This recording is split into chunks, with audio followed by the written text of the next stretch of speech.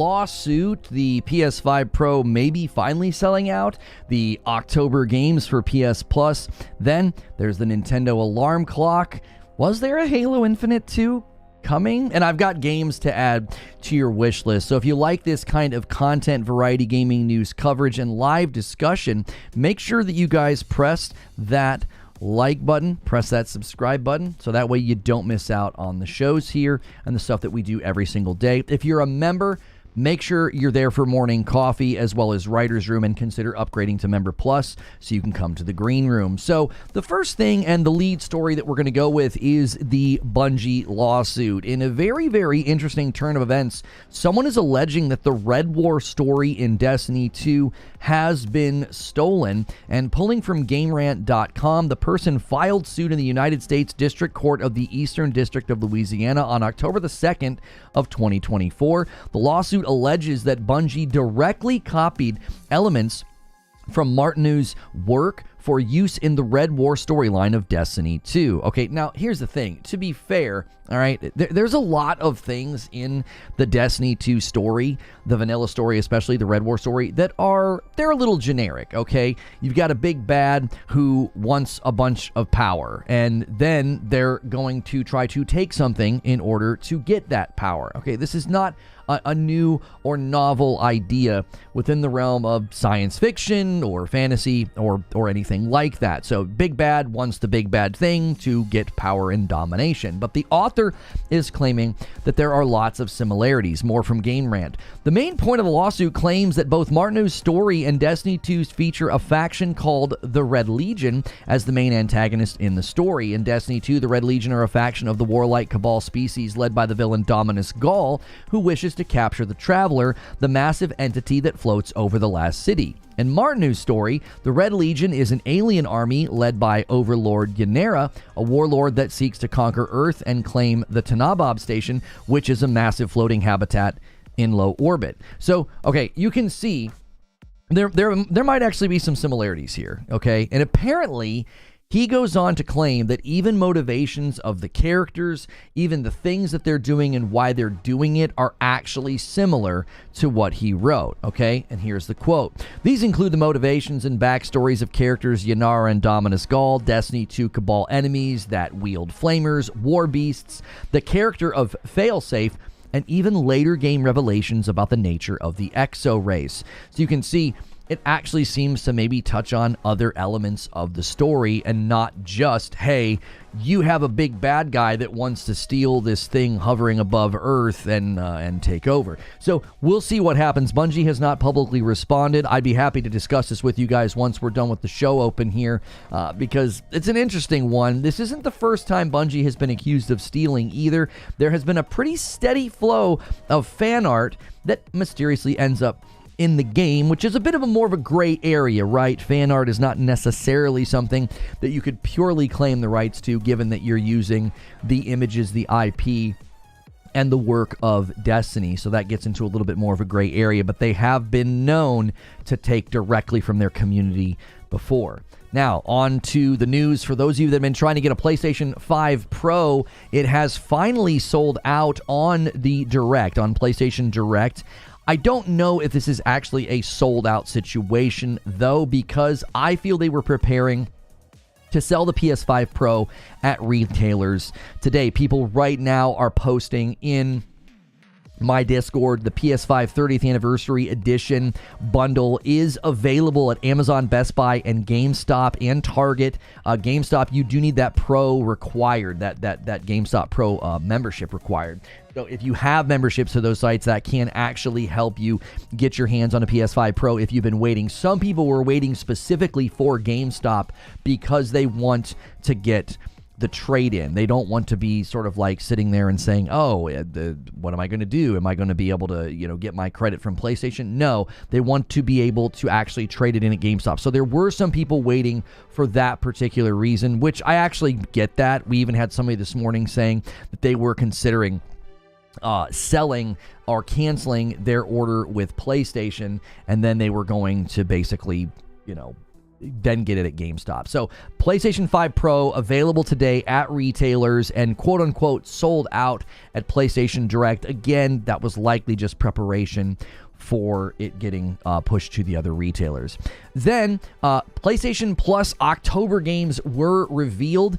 Dead Island 2, 2 Point Campus, The Dark Pictures Anthology, Devil in Me, Gris, and Return to Monkey Island. So I can actually recommend Gris. We just talked about a game yesterday called Neva, and that is from the same makers of that, so check that one out.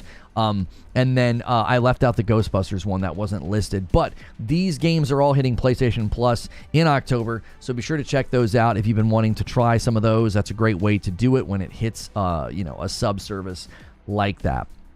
Now, I'm not going to show you the commercial for the next thing because Nintendo can get a little bit weird with their stuff, but the Nintendo Alarmo clock was announced, and I thought it was an April Fool's thing, but I was like, wait, it's October, so it's not an April Fool's thing. No, this is a real thing. It actually looks kind of adorable. I think my kids are probably going to want them, so I'm not against the clock.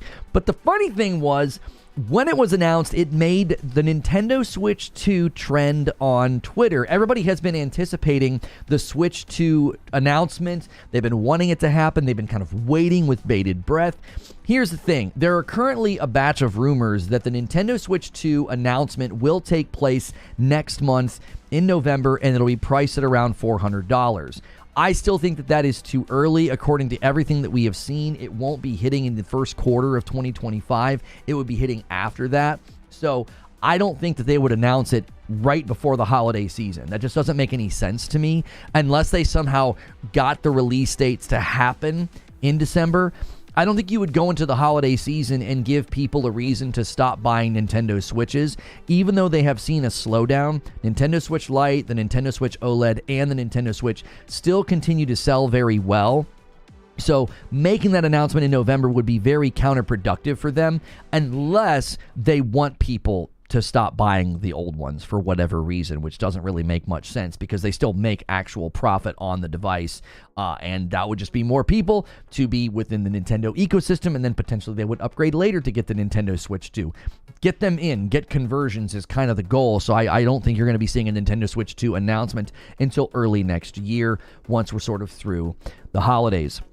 Now, another thing that broke in the wake of all of the news about Halo moving to Unreal Engine and Halo Studios, the rebrand of 343, apparently Halo Infinite 2 was in development. According to Insider Gaming, they had an article published titled, Halo Infinite 2 was in development before being canceled, it is claimed. And from the article, Rebs Gaming, who has been at the forefront of Halo coverage, says that Halo Infinite 2 was in development on the Slipspace engine that was developed for the first Infinite game. That development, he said, continued until leadership changed in late 2022, where the decision was made to move the franchise to Unreal Engine 5. That led to the cancellation of Halo Infinite 2 on Slipspace, which is actually funny because all of this lines up perfectly with my coverage of Halo. I actually think we predicted the Unreal switch at the end of 2021, and then late 2022, early 2023, I was basically saying, yeah, it's been confirmed. They're switching to Unreal, and I got a ton of pushback at the time,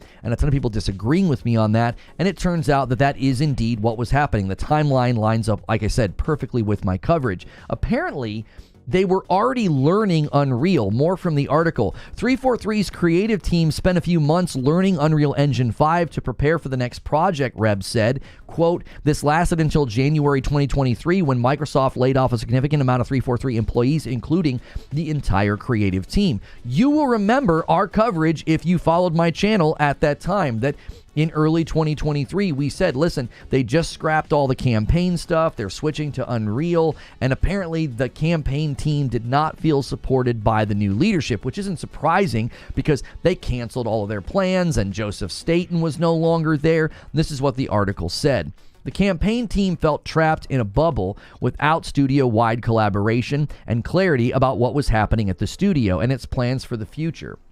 It was added that the campaign content was possibly being outsourced with no replacement team being created. Well, I got to tell you, I really, really hope that a lot of that stuff has changed and that they're not going to be outsourcing the campaign. I hope that whatever campaign or creative team they end up with, I really do hope that they are given the support of the studio, because we want Halo to be great. We want Halo to have its comeback. I just put out a video talking about how it should be rebooted. Hardcore fans from Halo have never agreed with me on that. That's totally fine.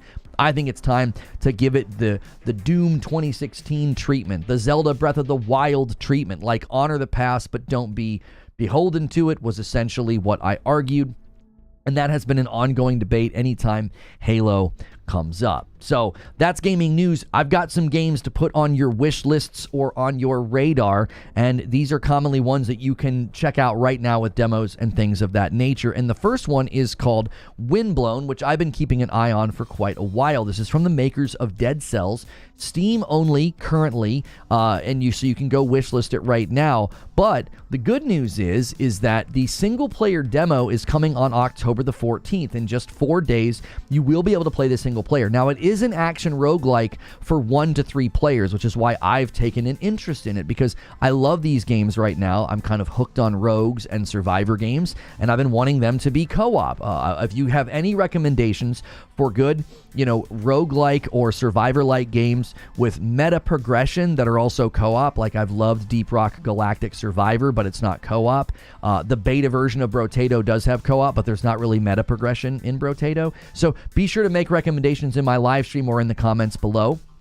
Okay, so you can check out Windblown on October the 14th if you want to try the single-player demo, but then it goes into early access 10 days later on October the 24th, and I just think it looks like an absolute blast. There's just something fun about the top-down ARPG co-op, gameplay, especially when it's quick and kind of snappy and fluid, and I just think rogues are perfect for where I am right now. My wife and I had a ton of fun with Gunfire Reborn because it kind of felt like Borderlands and a rogue had a baby, and there was pretty good meta progression in that game.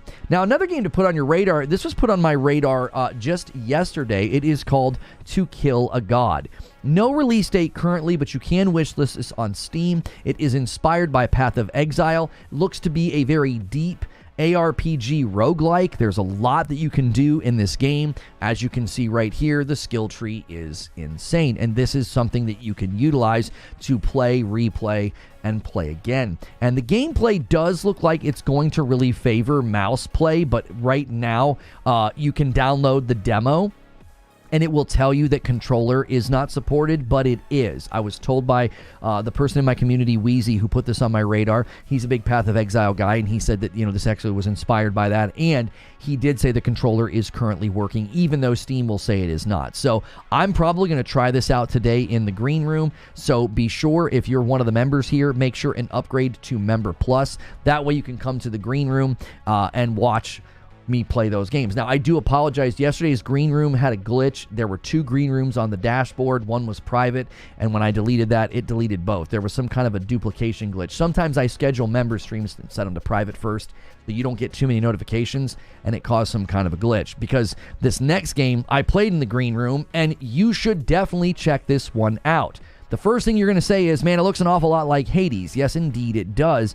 Clearly inspired by Hades, but I will say this is a lot more approachable and accessible compared to Hades, and they are certainly leaning into some of the tropes about having very attractive characters in the artwork, very similar to some of the characters in Hades, buxom and beautiful and all of that. But the gameplay is what I want to focus on.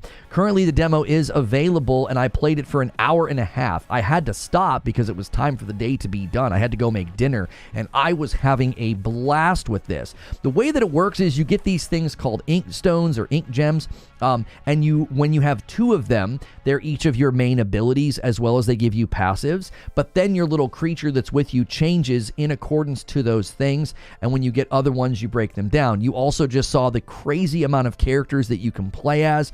They play completely differently.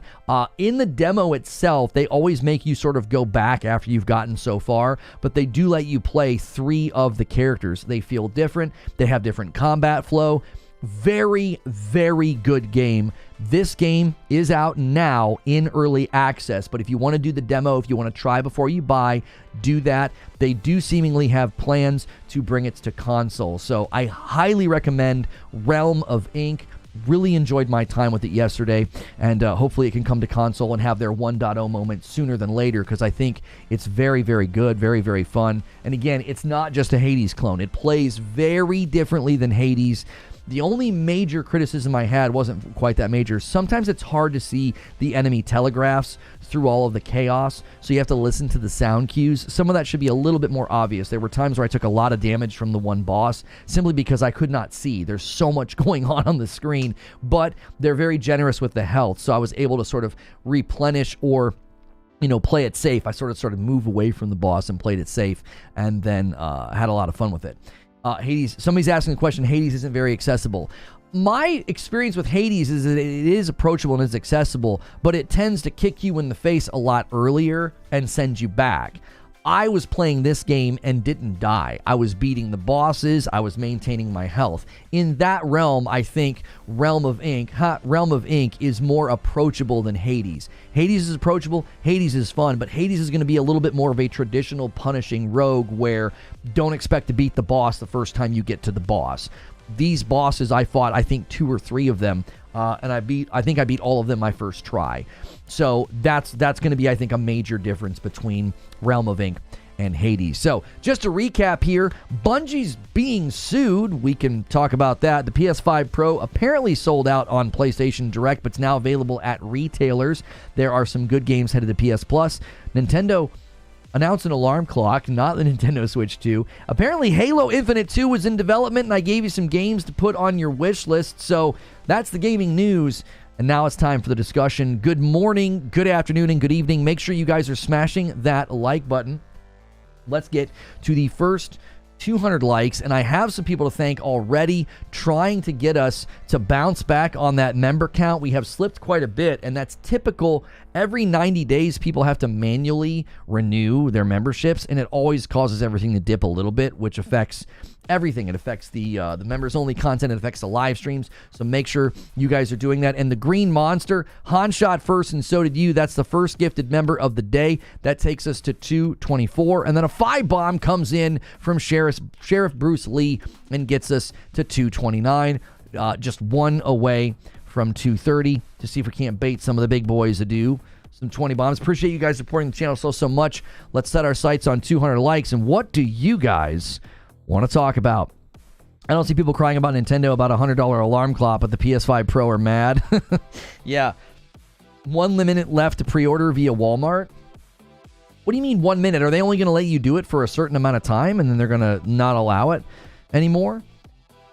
What are the chances of Nikon having to sell off KT Racing over financial troubles? I'm not sure what game you're talking about. Happy PS5 Pro Day. Myself, Lone Wolf, and Gojira have gotten one. Hey, we got some people that got one. Thrifty gifts a member and rounds us out to 230, dangling that 20 bomb temptation. We'll see if any of the big boys are in chat. They like to drop those 20 bombs. I'm not sure if anybody's here yet today. If you guys hit 500, you will turn Friday night into community game night, and let us know some feedback on that. The turnout on Friday nights has always been tough because a lot of you say that you can't make it. We are considering moving that to Saturday afternoon so that there would no longer be a Friday night and we move it to Saturday afternoon. We are not making a change. We're just considering it, so provide your feedback in chat, in the Discord, or wherever you feel best. Isn't KT Racing the new test drive? Yeah, I don't follow car games, so I'm not familiar with that.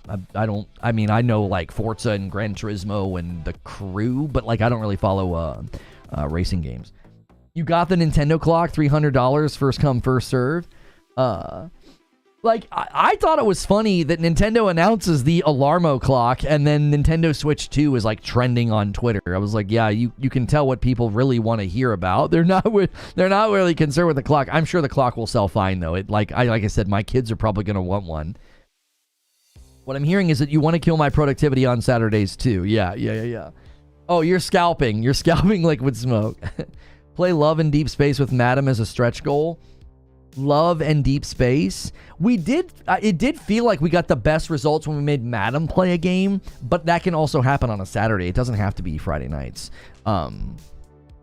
So, any news on Ubisoft and Ghost 2? No, not that I've seen. No, the Ubisoft apparently is entertaining buyout offers. That's all they've confirmed. They've not confirmed anything beyond that.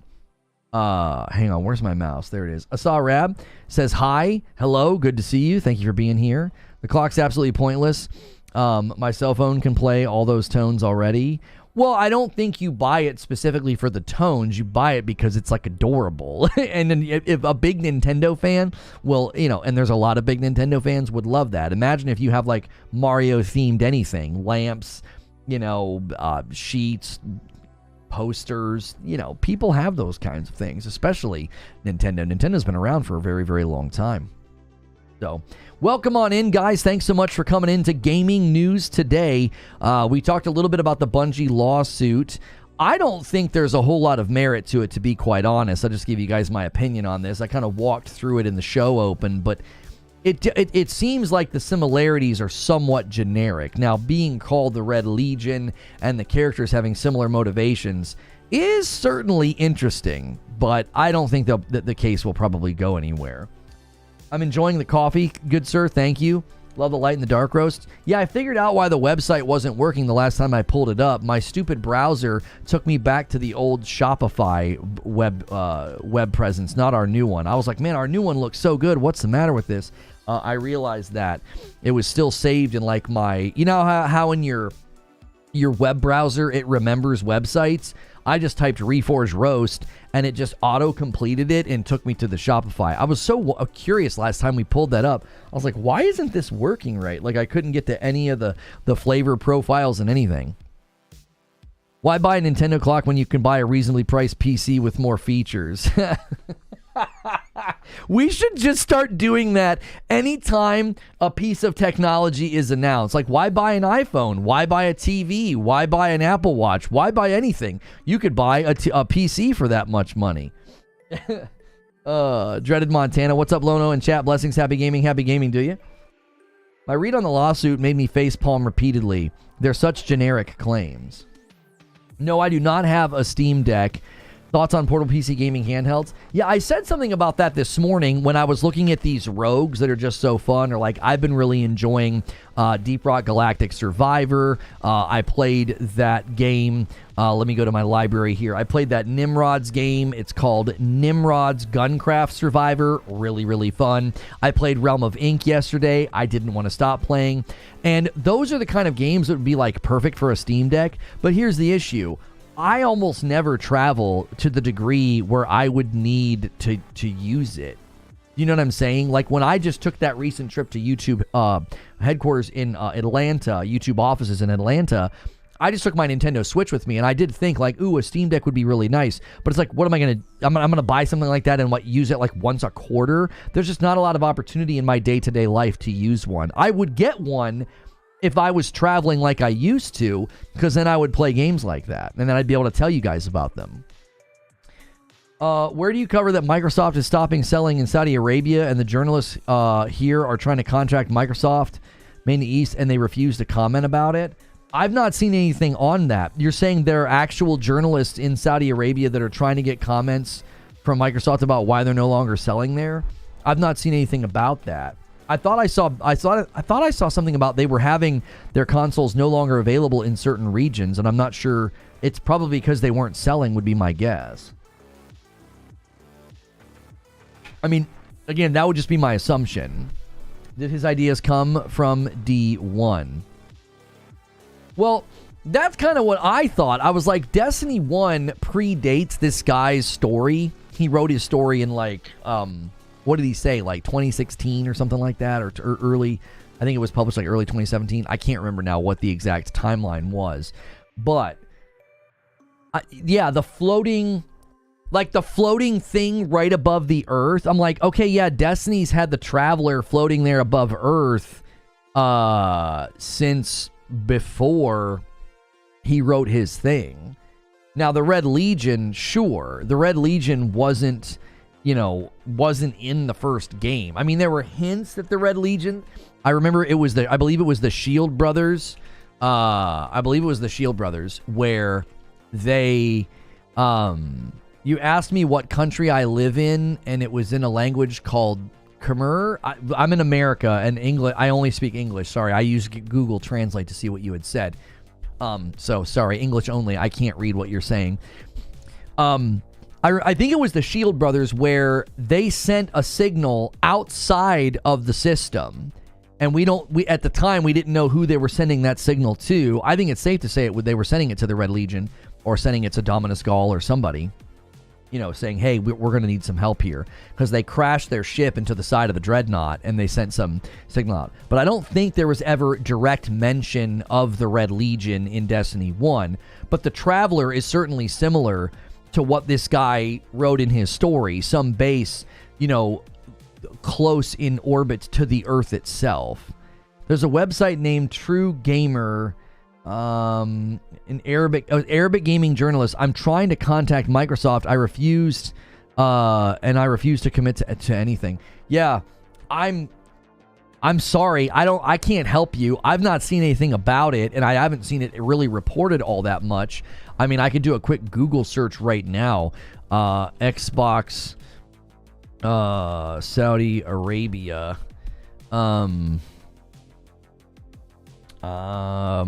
It's a supported region according to this. There was a rumor 2 hours ago on Reddit that says Microsoft told region to stop selling Xbox hardware and they intend to close Xbox MENA region.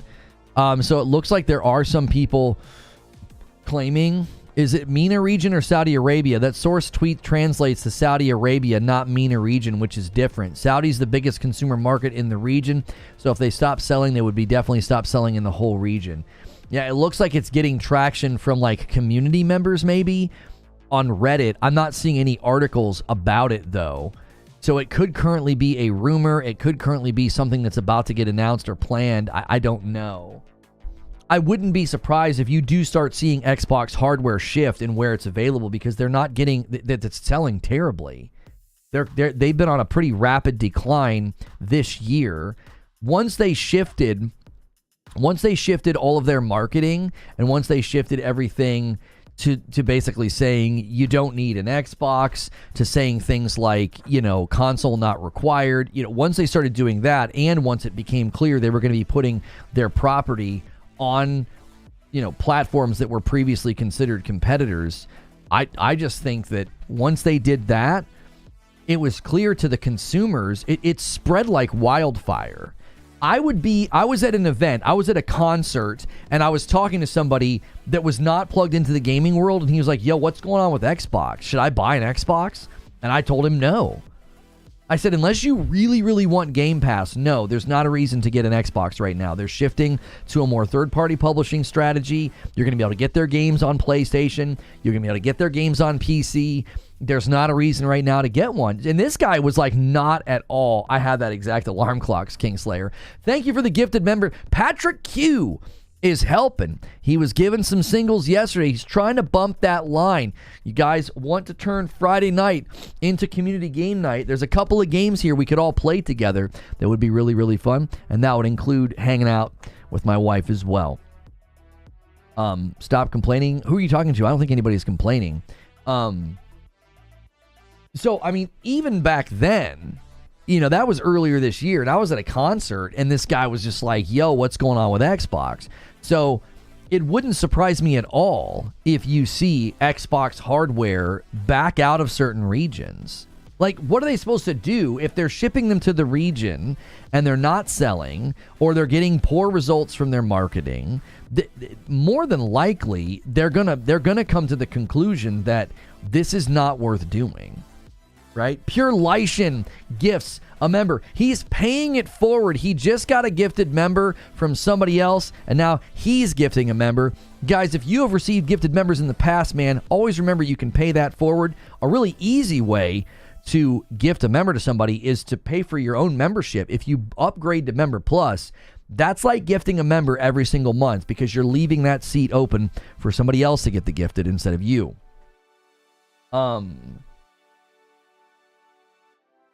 Did you see another collapse sale in Europe? I've not been monitoring the sales. No, I've not been monitoring the sales. I just know anytime I open up Twitter and they're showing the sales reports of the consoles, Xbox just continues to go down.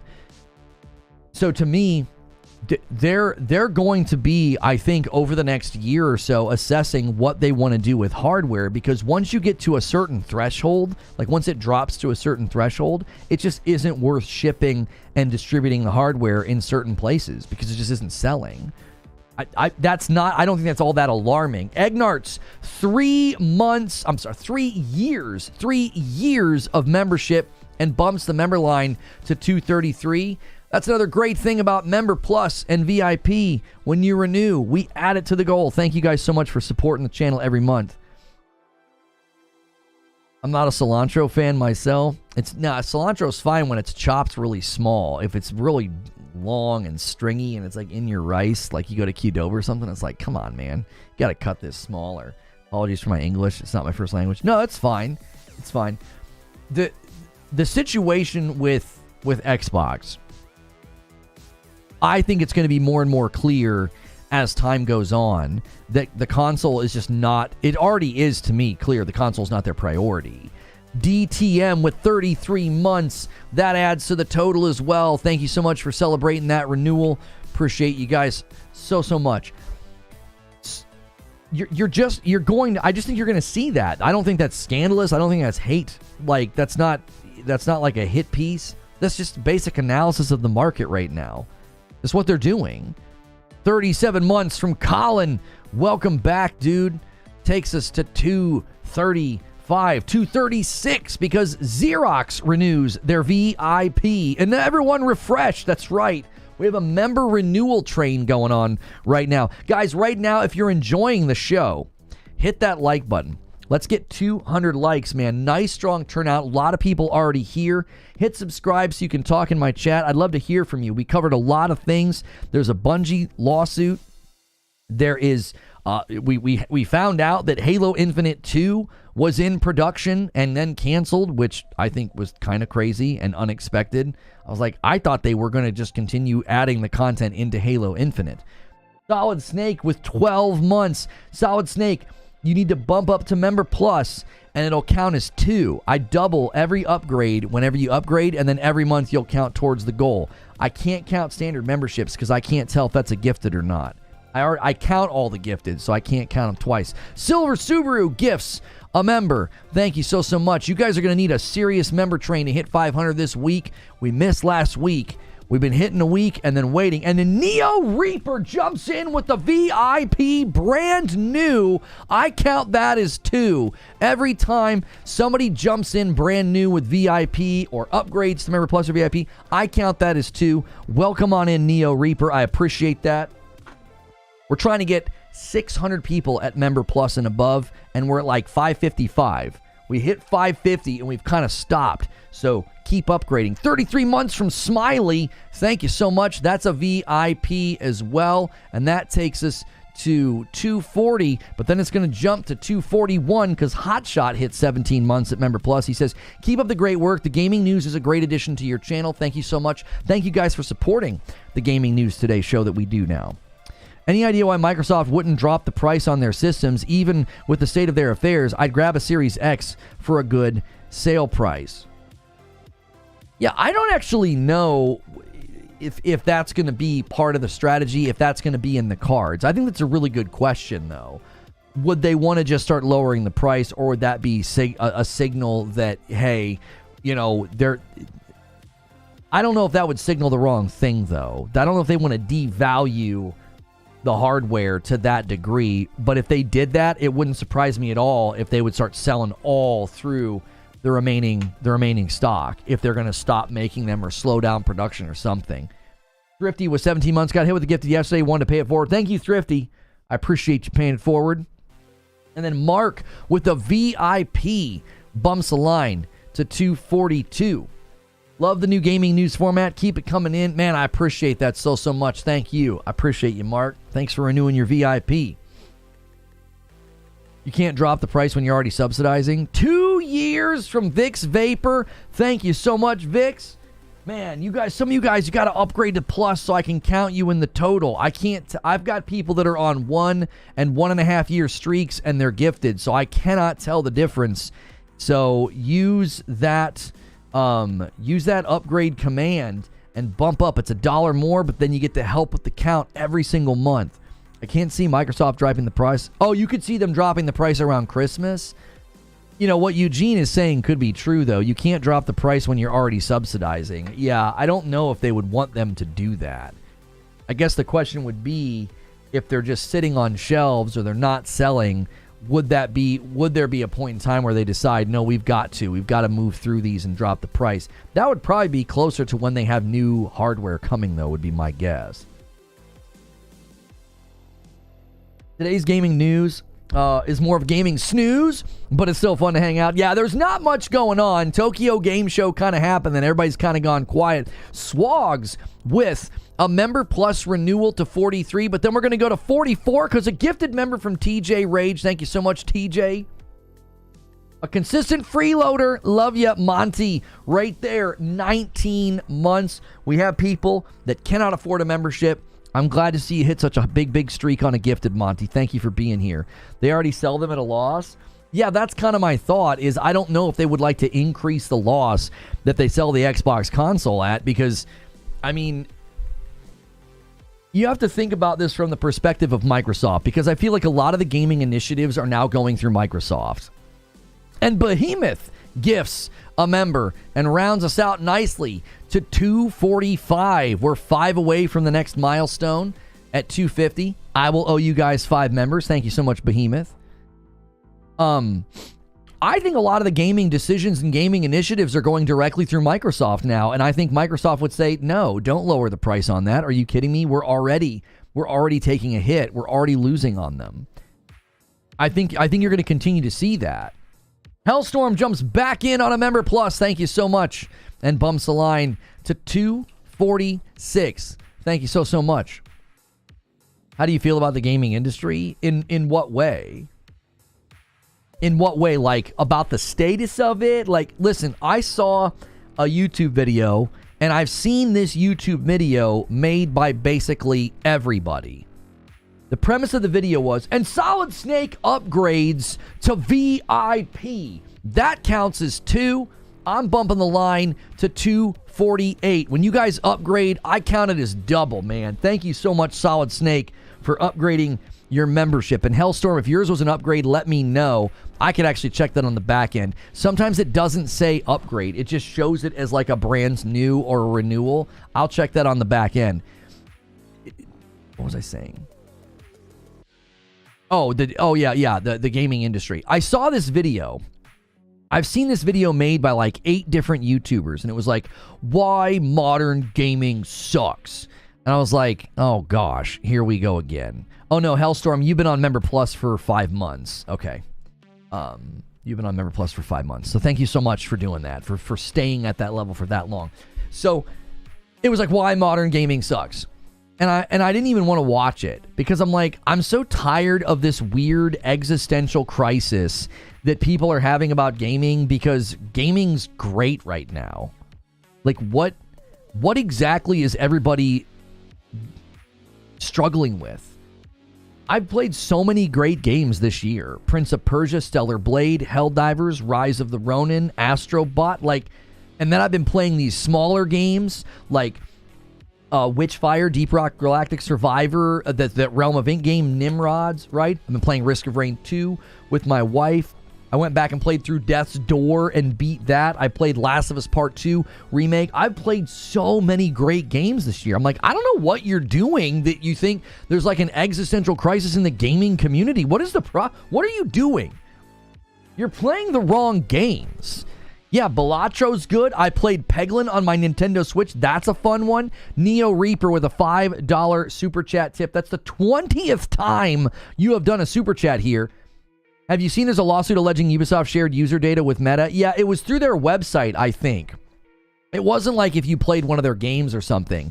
It was like if you went and shopped on their website or something. Yeah, but they are being sued for that. I feel 2024 has been a lot of decent games falling short of greatness. I mean, I have not felt that at all. I have not felt that at all. Metanoia, is that a renewal or is that an upgrade? Let me check. Let me check here on the back end. It looks like you just upgraded. It looks like you just upgraded. Like literally. No, you've been time on level 4 months, it says. It says you've been on that level for 4 months. So that will count. That counts, though. That counts. We're going to count it. I wasn't sure if I was supposed to count it as a double. And there it is, 250, a Member Plus renewal from Gojira. Thank you so much. I owe you guys 5 members. Pretty sure I got a PS5 Pro.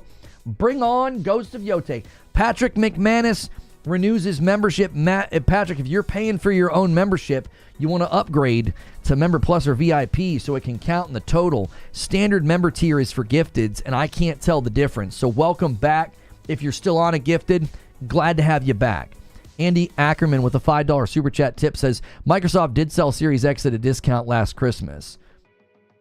I mean, and then they might do it again, like a little bit of a discount or something like that. There are games this year I haven't even touched that have just been absolutely crushing it, like Final Fantasy VII Rebirth. What was the other one that just came out? Metaphor. I'm not going to play those games. Tekken 8, Dragon Ball. MTO is the Agent of Chaos. Renews their membership and it bumps the line to 251. Thank you guys for all these renewals. We're on this weird 90-day thing. Every 90 days, YouTube makes you renew your membership automatically. So over 600 people here, guys. Thanks so much for being here. Let us know gaming news topics you want to talk about right now. It's a free-form show. It's not like it used to be. You don't have to be on topic. There's a lot of things going on. Like Concord is apparently having its files updated on Steam. I'm seeing speculation. Oh, what if it goes free to play? That's not what that game needs. It needs to be a different game. That's what it needs. They delayed Avowed so we could get through our backlog. I mean, that's true. That's true. They delayed Avowed so we could get through our backlog. I hate those YouTube videos that say this generation is lost. Who says that? I'll tell you who says that. People who aren't playing games. I honestly feel like this happens sometimes. Sometimes I feel like, and this is a really interesting theme, but the people who are like, there are no games to play, gaming sucks right now, I feel like all they do is play some live service game. Like they're just living in Call of Duty or Destiny or I don't know. It's just a theory. I have no way of backing this theory up, but it's just a theory that it's like, I feel like maybe you're playing the wrong game. It put you in a bad mood and now you can't enjoy anything. Patrick McManus says, I saw Solid State snake up his membership. I had to step it up. Did you upgrade, Patrick? Because it showed up as a standard membership. I can check on the back end if it did it and it just didn't show up properly. This is one of the best months for new games I can remember. Yeah, this year has been jam-packed with games. Like, I don't get it. I don't understand. I'm not seeing evidence that, like, modern gaming is bad. Yeah, like Fortnite or something. That's what I'm saying. It's just my gut instinct. It's like, I feel like you're playing the wrong game. You know? It's like they rage. They always do the same thing, right? It's the same canned argument every time. They rage and they rail against live service games as if those are the only games coming out. Like, they'll just completely ignore Stellar Blade and Final Fantasy VII Rebirth and Ronin and Helldivers and Prince of Persia and Metaphor and Tekken 8 and Dragon Ball Sparking Zero and the smaller titles like Balatro that have been doing well or Animal Well. They'll just ignore all of those games and they'll fixate on like one game or a couple of games. Like they'll fixate on Concord or they'll fixate on these other live service games. And I'm like, brother, I think you're playing the wrong games. I haven't had time to play every game that's come out this year. I've completed more games this year than I ever have. But even then, I'm falling behind. And last year was Baldur's Gate 3, Tears of the Kingdom, Alan Wake 2, Spider-Man 2, Super Mario Bros. Wonder. Like, you're playing the wrong games. if you think gaming's in a bad state right now or that modern gaming sucks. You think the Master Chief Collection will come to PlayStation? There's a lot of speculation about Combat Evolved getting a remake or a remaster and then that landing on PlayStation, Halo 1 getting a remake in Unreal, then there's the Master Chief Collection. There's a lot of speculation circulating about all of that. There are good enough rumors. Listen, I know there's good money in lying and rage baiting on YouTube, right? I know that pays good money to be a dishonest grifter, but I have yet to port beg for Halo, as I didn't even finish the Halo Infinite campaign. I played multiplayer with you guys a bunch and had fun, but I'm not port begging for Halo to go anywhere. I'm just doing basic market analysis, as you have someone like Tom Warren from The Verge saying that he heard it was being considered, and then when the Unreal announcement happens, what's he do? He taps the sign. He's like, hey, I need to remind you about this tweet when I said this back in June. So I know that, you know, people who are full of hate in their heart and who lie every day and make money doing it by grifting off the content of others. I've not port begged for Halo, but it's basic analysis of like, this guy's plugged in and has sources, and he says he's hearing rumors that Halo's being considered for PlayStation. And when they announced the studio name change in Unreal, he's like, yeah, remember when I said this in June? He's like, wink, wink, nudge, nudge. Remember when I said this in June? It's like, I don't know how you can look at that and not think that, like, yeah, Halo's probably coming to PlayStation.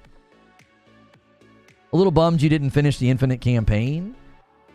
I just got bored. I just don't care. I don't feel like the weapons in the combat are that enjoyable. I don't think innovating with a grappling hook was all that exciting. I don't know. I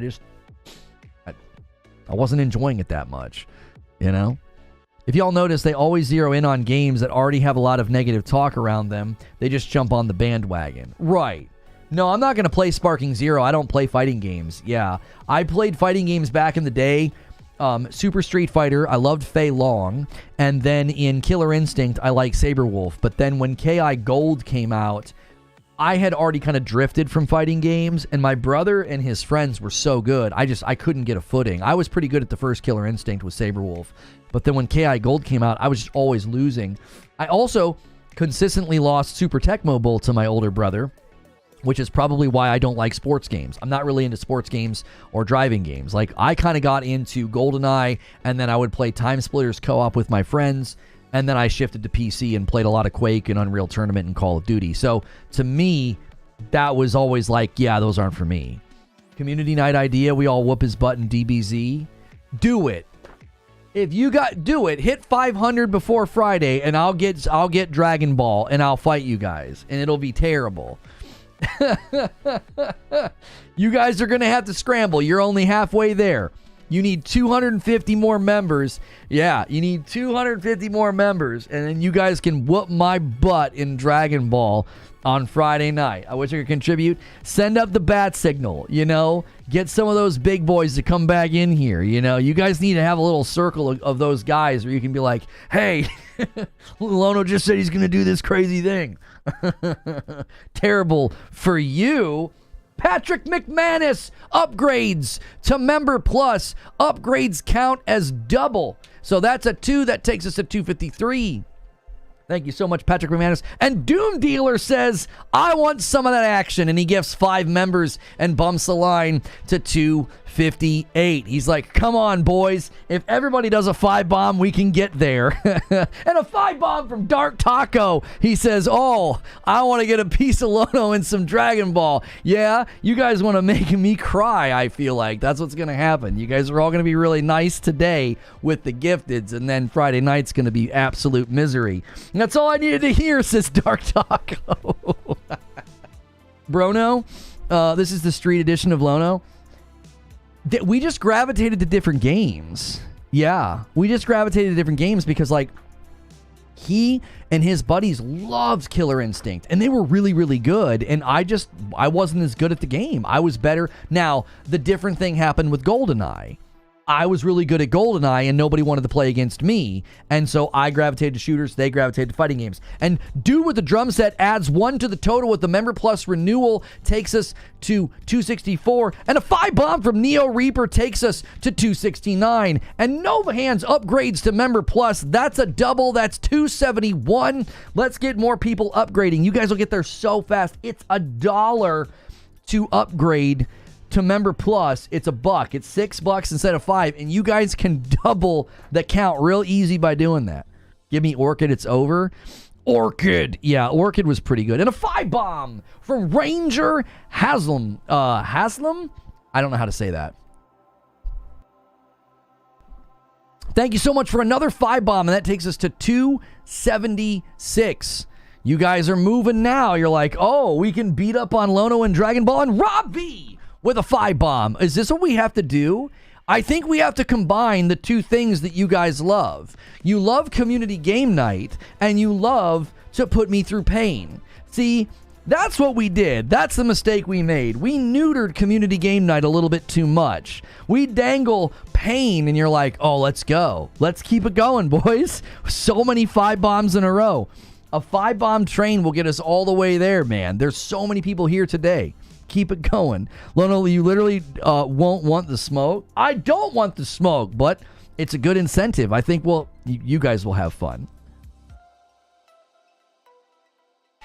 Get Lono's wife to do the great 8 fights, and some news outlets said it's impossible. True friendship. That's right. Play to your audience. I mean, they want to beat the crap out of me. I mean, I guess I'll let them. You know, that's what they want. In the meantime, if you guys are enjoying the show, we haven't even been live for an hour yet. Take a quick second and smash the like button. Let's try to get 300 likes on the video. That'll be a great milestone for this morning. Hit subscribe, chime in on the chat, and Zubair does a 5-bomb. As the 5-bomb train continues trundling towards 500 at 286, I'll still give you guys 5 members every 25.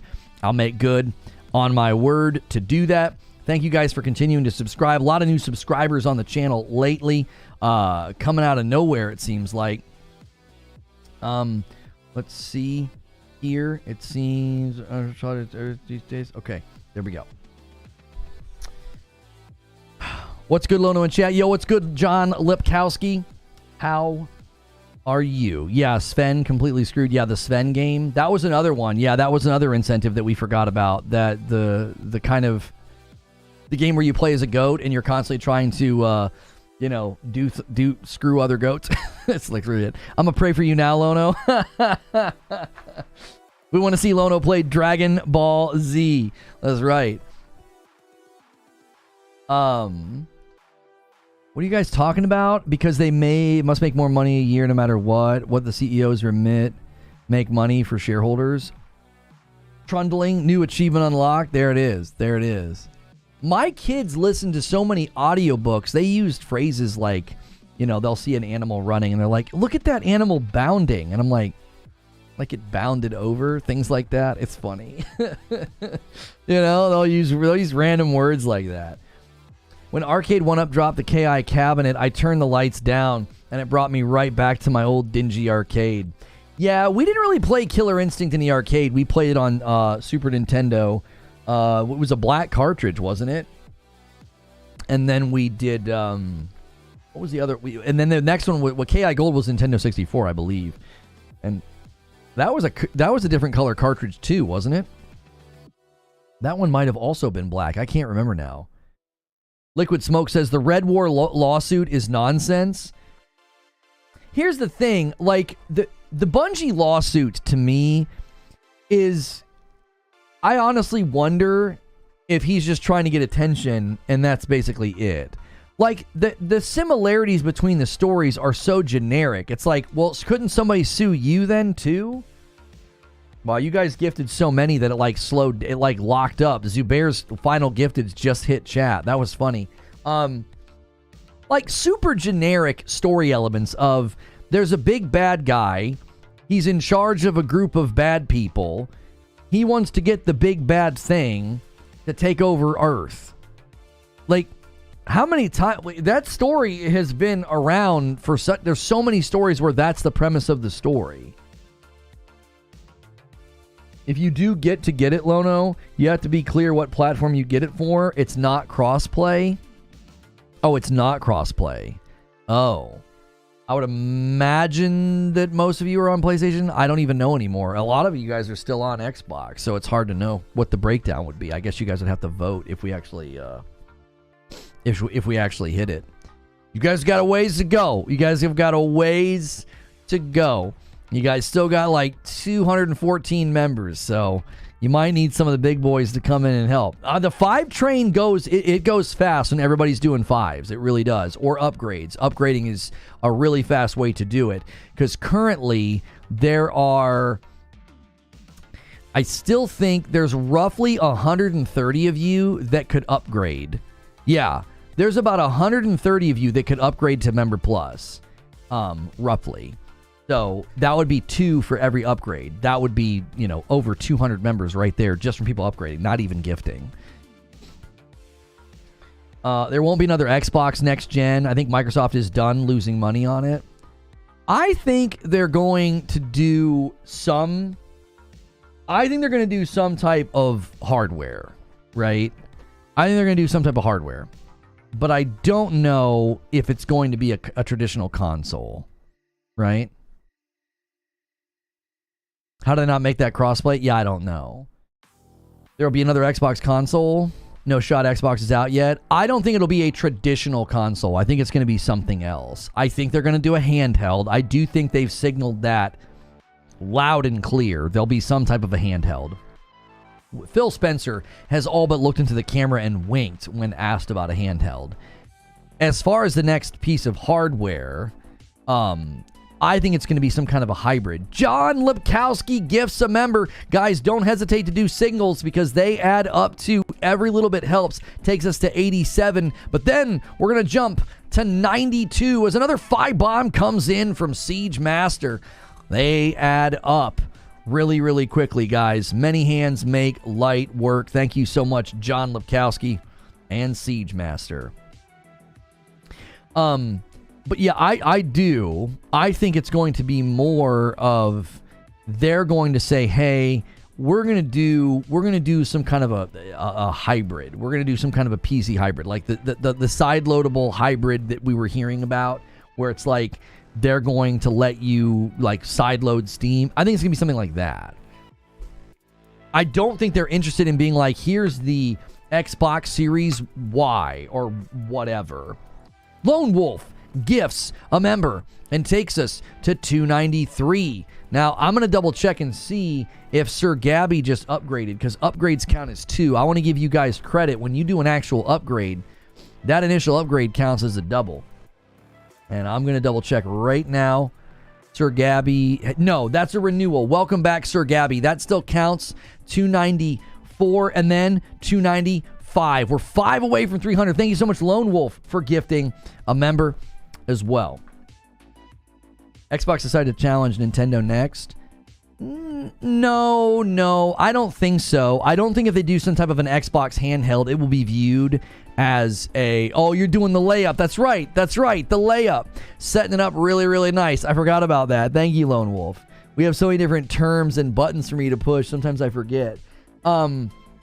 Yeah, I don't think anybody would think of an Xbox handheld as like competing with the Switch. I think it would be more like an alternative to like a handheld PC maybe. Or maybe it'll also be like their side loadable, you know, Xbox thing or something like that. And a single from Louis Love. Guys, if we hit 500 members, I will play Dragon Ball Sparking Zero against you guys on Friday night. Xbox Series Y, would you buy this? That's pretty good. And Sir Gabby doesn't just renew the membership, they gift a membership and takes us to 297. But the Agents of Chaos 5 bomb comes from Noah and gets us to 302. This is all I have to do to hit the goal, I guess. Just motivate you guys with a game where you can beat the tar out of me. I understand. I see where this relationship stands. It's fine. A PC hybrid makes very little business sense. Subsidized hardware is supported by a digital storefront. Allowing Steam on Xbox hardware is like an admission that people don't want to buy from the storefront. I mean, maybe they would come with some kind of an agreement with Steam, though. You know, some kind of a revenue share, so they would get something from that. Like maybe there's a way to track that. So like if you sideload Steam and you buy the games there, I don't know if Steam has an interest in doing that though. Right? Like would Steam say, hey, that doesn't really benefit us because you're not even going to have that great of a market saturation. Like, is there going to be really high demand for an Xbox console where you can sideload Steam? You know, I don't want you to feel pain, Lono, but I support the joy of my brothers, and they want to see you cry. Or they want you to cry. There you go.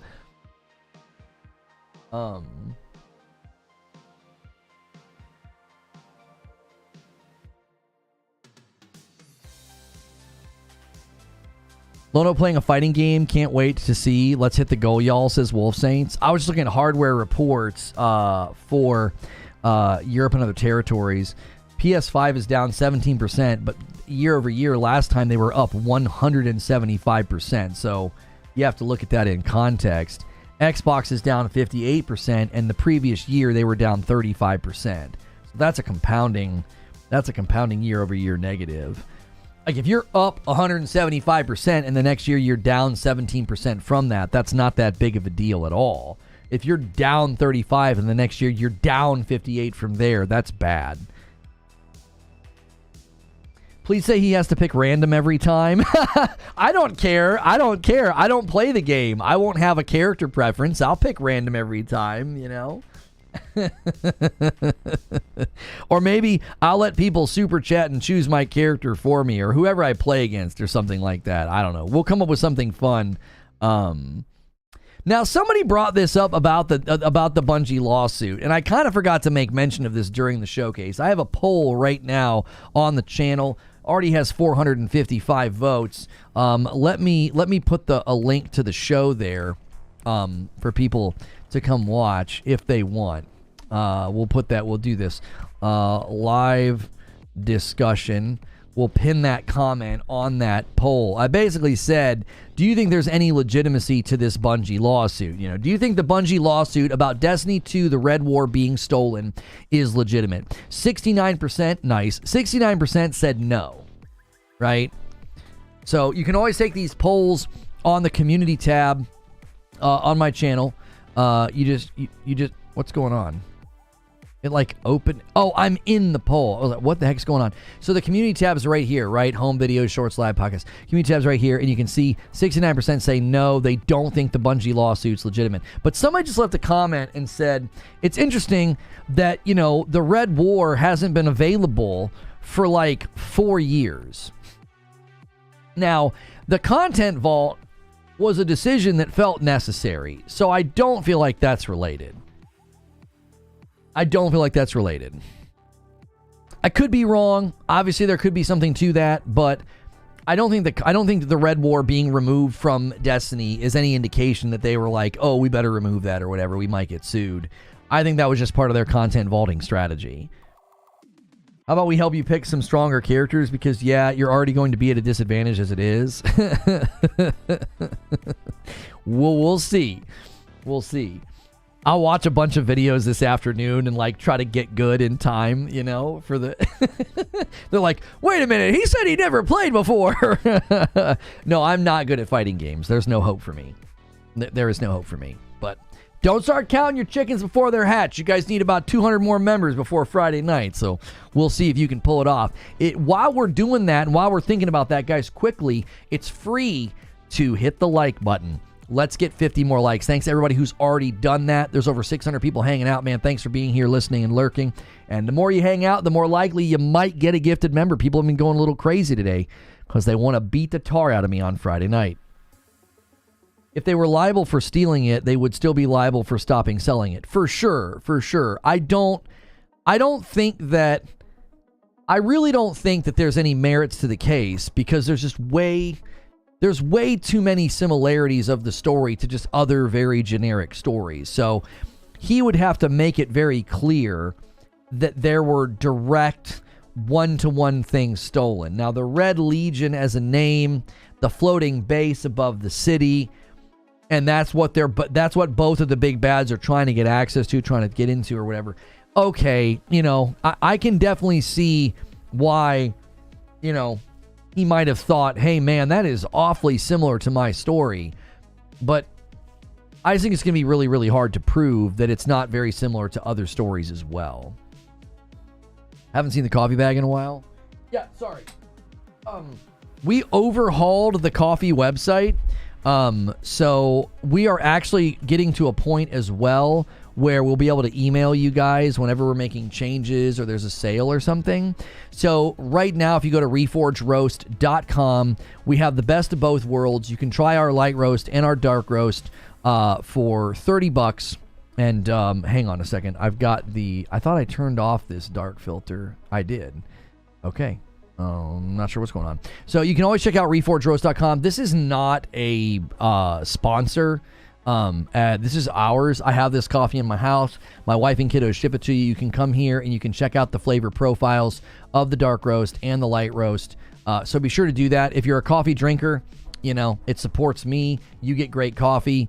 It's low acidic or balanced acidity coffee, which if you've never tried that before, you should really try it. There's no bitterness, and it's very, very smooth, very drinkable.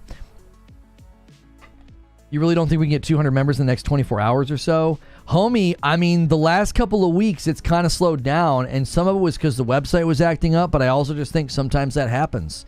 So, we'll see. We'll see.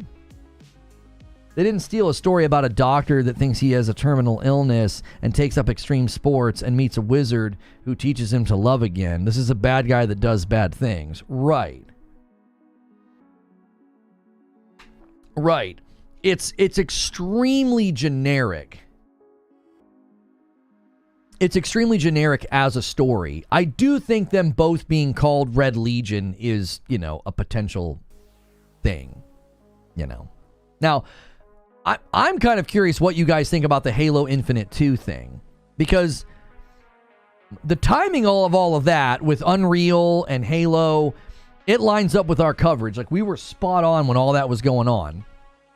And we got a lot of pushback and we got a lot of hate for saying it's switching. It's going to switch to Unreal. They're not going to stay in Slipspace.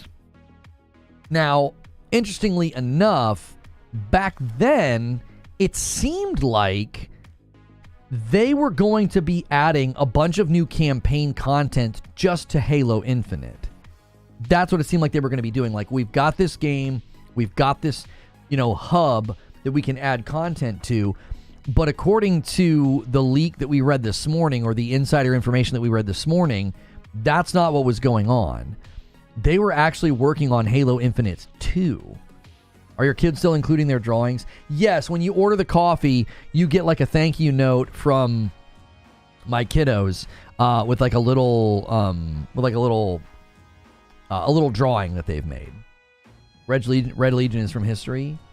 Oh, yeah, so if Red Legion is a historical thing, then yeah, he doesn't really have much of a leg to stand on. 18 months of memberships from Cheese, and it's a Member Plus. Somehow actually feeling optimistic about Halo. Thank you so much. This was something that Eugene said yesterday, because when we covered it, it didn't seem like anybody was all that interested. And he was like, I feel like we've been here before. It just feels like deja vu. It's like, oh, the next Halo is going to be better. Like, that's the vision they cast for Halo Infinite. That was the vision they cast for Halo Infinite after it launched. Like, that they were committed to it, and it was going to be better, and they were going to do all this great stuff. And it's like, yeah, we've been here before. So I do think a lot of people are kind of just over it, And then anytime we talk about it, I've got guys in my mentions because I didn't know the name of one of the weapons in Halo. So, zero doubt in my mind, I got clipped, and people are making fun of me because I don't know the name of a gun in Halo. It's like, I played virtually all of the co-op campaigns. I've also played Doom 2016 and Doom Eternal. I couldn't tell you the names of every weapon. I can still talk about the games. I can still talk about how much I enjoy them, or why I don't enjoy them, or why one feels like it really transcended into the modern era and one doesn't feel like it's transcended into the modern era. You don't need to know the names of guns to do that. Like, You could play Destiny for years and not remember the exact weapon classifications. There were people all the time that called the auto rifles in Destiny assault rifles, or they would call hand cannons pistols, right? Like, you can talk about a game and you could talk about what's required without knowing the name of everything. Like, I had all these guys in my comments are like, you're going to talk about Halo and you don't even know the name of the guns? It's like, Jiminy Christmas. It's like, yeah, you could probably tell me the name of the guns, but you couldn't tell me the name of the path for this thing to be successful. It's like, who cares if you know the names of the guns? If you're holding on to this hardcore version of Halo, like, it's got to stay just like it is, you don't know what you're talking about, you seem to not know what you're talking about. Halo Infinite was not this huge departure from how Halo has always felt. It wasn't a big departure. It was a lot of the same weapons. It was a lot of the same vibe, movement, feel, map design, game modes, enemies. Like, their biggest innovation for your character's movement was a grappling hook. Like, seriously? That you think Halo Infinite was like this full shot of trying to make the game more modern? It doesn't feel modern at all. I don't get why people think that. It's like, and here's I think what is a significant dilemma with Halo. I think if you've been playing Halo for a really, really long time, you sense all of those minor differences from one Halo to the next. So when someone like me is like, they didn't do enough, you're like incensed.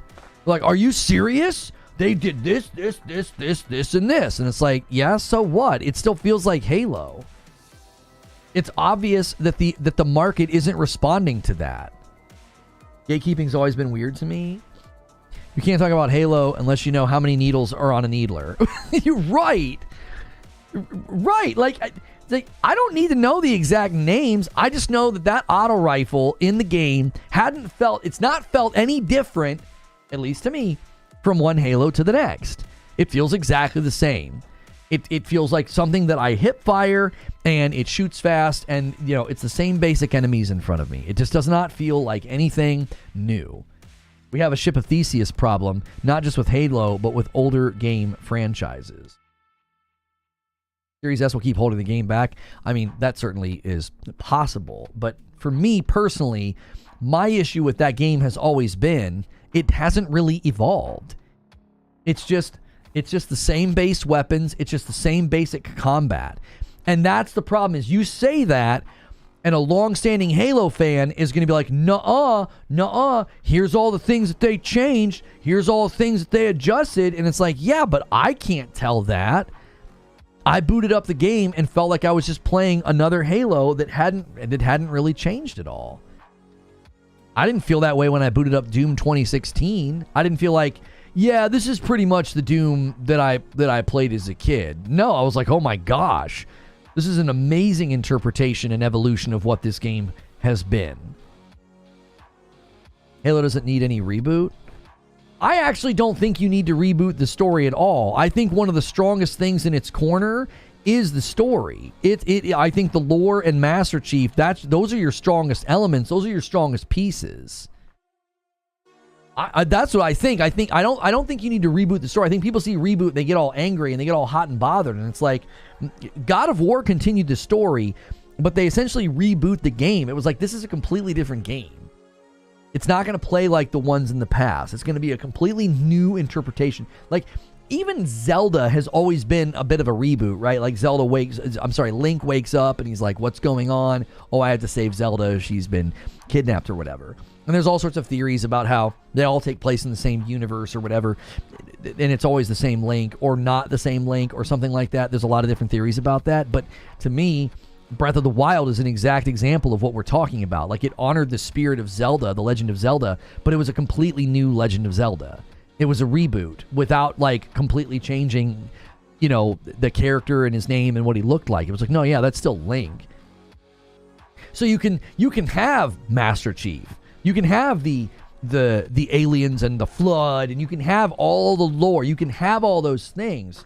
But man, oh man, you've got to take the gameplay into another direction. Because what's going to happen, and this is what people have to think about, is if you want a franchise to survive, you have to think about its survival is sometimes more important than like your very specific demands. Keeg the Geek says, love being here. Thank you so much. And that bumps the line to 304 members. I think I owe you guys 5. I don't know if I did my 5. Let me check on the back end. And no, I didn't. I just did the 1. Let me do the 5 that I owe you. We are trying to hit 500 members, and I have to play Dragon Ball against you guys on Friday night. So feel free to contribute to my pain with a renewal. Celebrate your renewal. If you upgrade, it counts as 2, or you can gift. You guys are really helping out with the big milestone that we're trying to get. We're trying to get 600 people at Member Plus and above, and there are some people that upgraded today already, getting us a little bit closer to that huge milestone. We have a big thing planned. If we can get 1,000 people paying for their own memberships, I will do a PC building stream. So we're aiming for 600. That's the next milestone of Member Plus and above. But when we hit 1,000, we'll do a big celebration. We're at 558, so we're getting closer and closer every day. Thank you guys. I feel like the evolution of Halo is Destiny, and 343 is just stuck in a rut. I actually think that's really, really excellently stated, Dark Taco. Like, if you really think about what the vanilla Destiny 1 Guardians represent, they represent like evolutionary branches of what Master Chief could be. I'm convinced, this was always my theory about Halo Infinite. Some of you guys might not be familiar with this theory, so I'm going to walk through this theory that I had. Everybody was a little bit confused when Halo Infinite launched, and they had this armor core system where the entire armor core itself was like set. And if you bought like a color for this armor core, it couldn't apply to this one. And a lot of people just assumed malice. They were like, they're just trying to make money. They're just being scummy. I had a very different theory. I felt like what their goal was long term with the armor cores was that they were going to have like their own abilities and their own skill tree. Because when you're going through the game, you pick up something that allows you to like unlock a skill tree for Master Chief. I forget what they were called, but whatever they were called was linked to the terminology. I think they were called Spartan cores. Is that what they were called? And you could basically upgrade them. So my theory was what they were going to do was they were going to add skill trees to the armor cores, and they would play very differently. You would have one that looked like a samurai. So that one would have been like really quick and agile, and maybe it comes with some kind of a melee buff because of swords and samurai. And then there was one that looked more tanky, that might be a little bit slower, but maybe you would take more damage and have like, you know, things you could do with your armor, maybe things you could do with like charging attacks and things like that. I had a theory that that's why the armor cores were so separate. They were going to function almost like different classes for your Spartan. So that when the PvE content came out, and this is what I was thinking, you would go into PvE content with your buddies, and then everybody would kind of have a different Spartan with different abilities to impact the flow of combat. You'd have somebody maybe a little bit more on damage, maybe somebody a little bit more on tank, somebody a little bit more on support or whatever. So that was always my theory, that like that was probably what they were hoping to do with Halo, which is why those armored cores were so separate. I went beyond that. Broken Earth with a gifted member. That's a layup. That's 305. The next milestone is 325. See if any of the big boys are hiding in the shadows. Then we might drop a 20 bomb. Nice setup there, Broken Earth. He says, say less.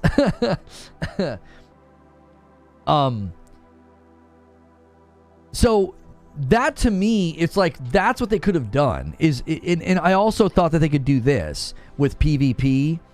They could have had a PvP mode called Spartan. What did I call it? Spartan Rumble or Spartan Throwdown, where you would be able to go play PvP and the armor core perks would be turned on. So you would have different approaches to PvP and different approaches to fighting with the different armor cores, and you would just call like Spartan Throwdown or something. So then you would not just be going in and using all the same weapons. You'd be using different abilities and different perks on your actual armor core. Again, that was just a theory that I had. Whenever I looked at that, I thought, I think this is what they were hoping to do or trying to do. And then they ended up obviously not doing anything with it. And it just ended up looking scummy because it was like, oh, if I buy blue, it has to work on this armor core, but then can't work on this one over there. Ben says, as long as HCS exists, Arena PvP will always be part of Halo. I like your idea for alternative PvP modes, but Arena PvP will always be a staple with Halo as long as HCS is around. Well, and see, this is why when in my video when I talked about that, I was like, I think you should launch PvP separately. You know? I just caught up on Morning Coffee. What you were saying about strong opinion pieces is spot on. That's exactly how the guy from Legendary Drops YouTube blew up. I appreciate that, Lido. Thank you, man. I think that's what we're going to start to do.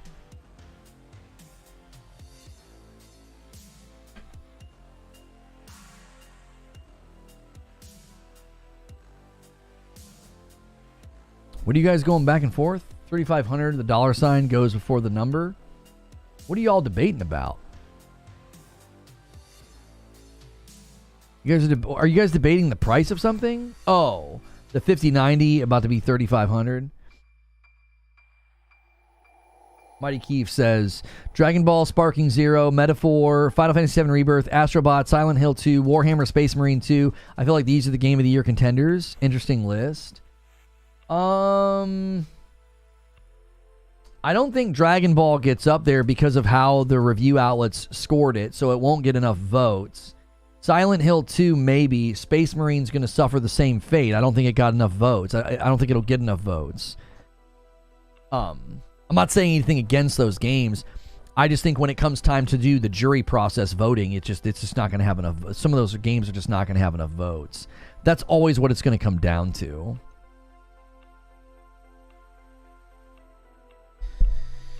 Is the Bungie thing about stealing the campaign story? Yeah, so in case you guys missed it, take a quick second. I'll give you a bit of a recap and smash the like button. Double check and make sure it saved your thumbs up.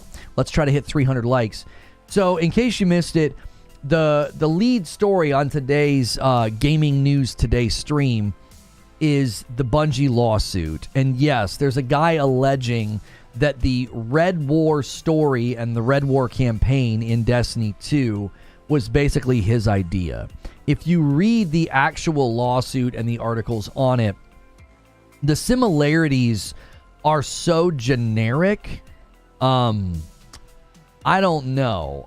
It doesn't seem like he has much of a case. The similarities are basically Big Bad wants to get the big thing to take over Earth, and that's not an uncommon storyline. I mean, that's pretty generic. So Kingslayer got whoosh. It's already over, bro. You're on Reddit. How does the 5090 not have any games for it? It can literally play every game. Who said that? Why buy a 5090 when it doesn't have any games for it? I mean, maybe they were memeing. You know? Halo has so many good quotes. Sir, permission to leave the ship. For what purposes, Master Chief? To give the Covenant back their bomb. Permission granted. I don't know. I don't know if the writing was ever really their strong suit. I think it was that the writing got to the point. You know what I mean? I feel like Halo knows what it is. It doesn't need to take itself all that seriously. So I feel like that writing, I mean, that's fine. I don't think it's bad. I don't think it's particularly strong either. You know, I think it's fine. You know, it gets the job done. Yeah.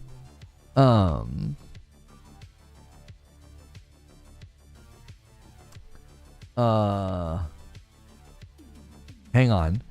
Oh, people even comments on my Light No Fire video. I was like, wait, what's this video? It's an older video.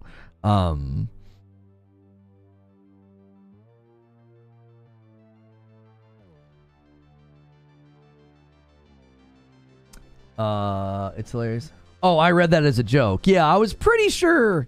Yeah. Sirius says I was taking the piss. Yeah, I was like, I'm pretty sure that was like, why buy the 5090? There's no games for it. And people will say, sure there is. I can play all my existing games with higher graphical settings. Oh, really? Interesting. You know, are they demoing the 5090 with brand new games? No, they're demoing existing games. funny how you're okay with that, you bunch of hypocrites. You know what I'm saying? They're going to be like, yeah, dude. Why should you get a 5090? There's no games for it. Well, I've got all the games right now that'll look better. Oh. And I'm sure that newer games will come out and be better. Oh.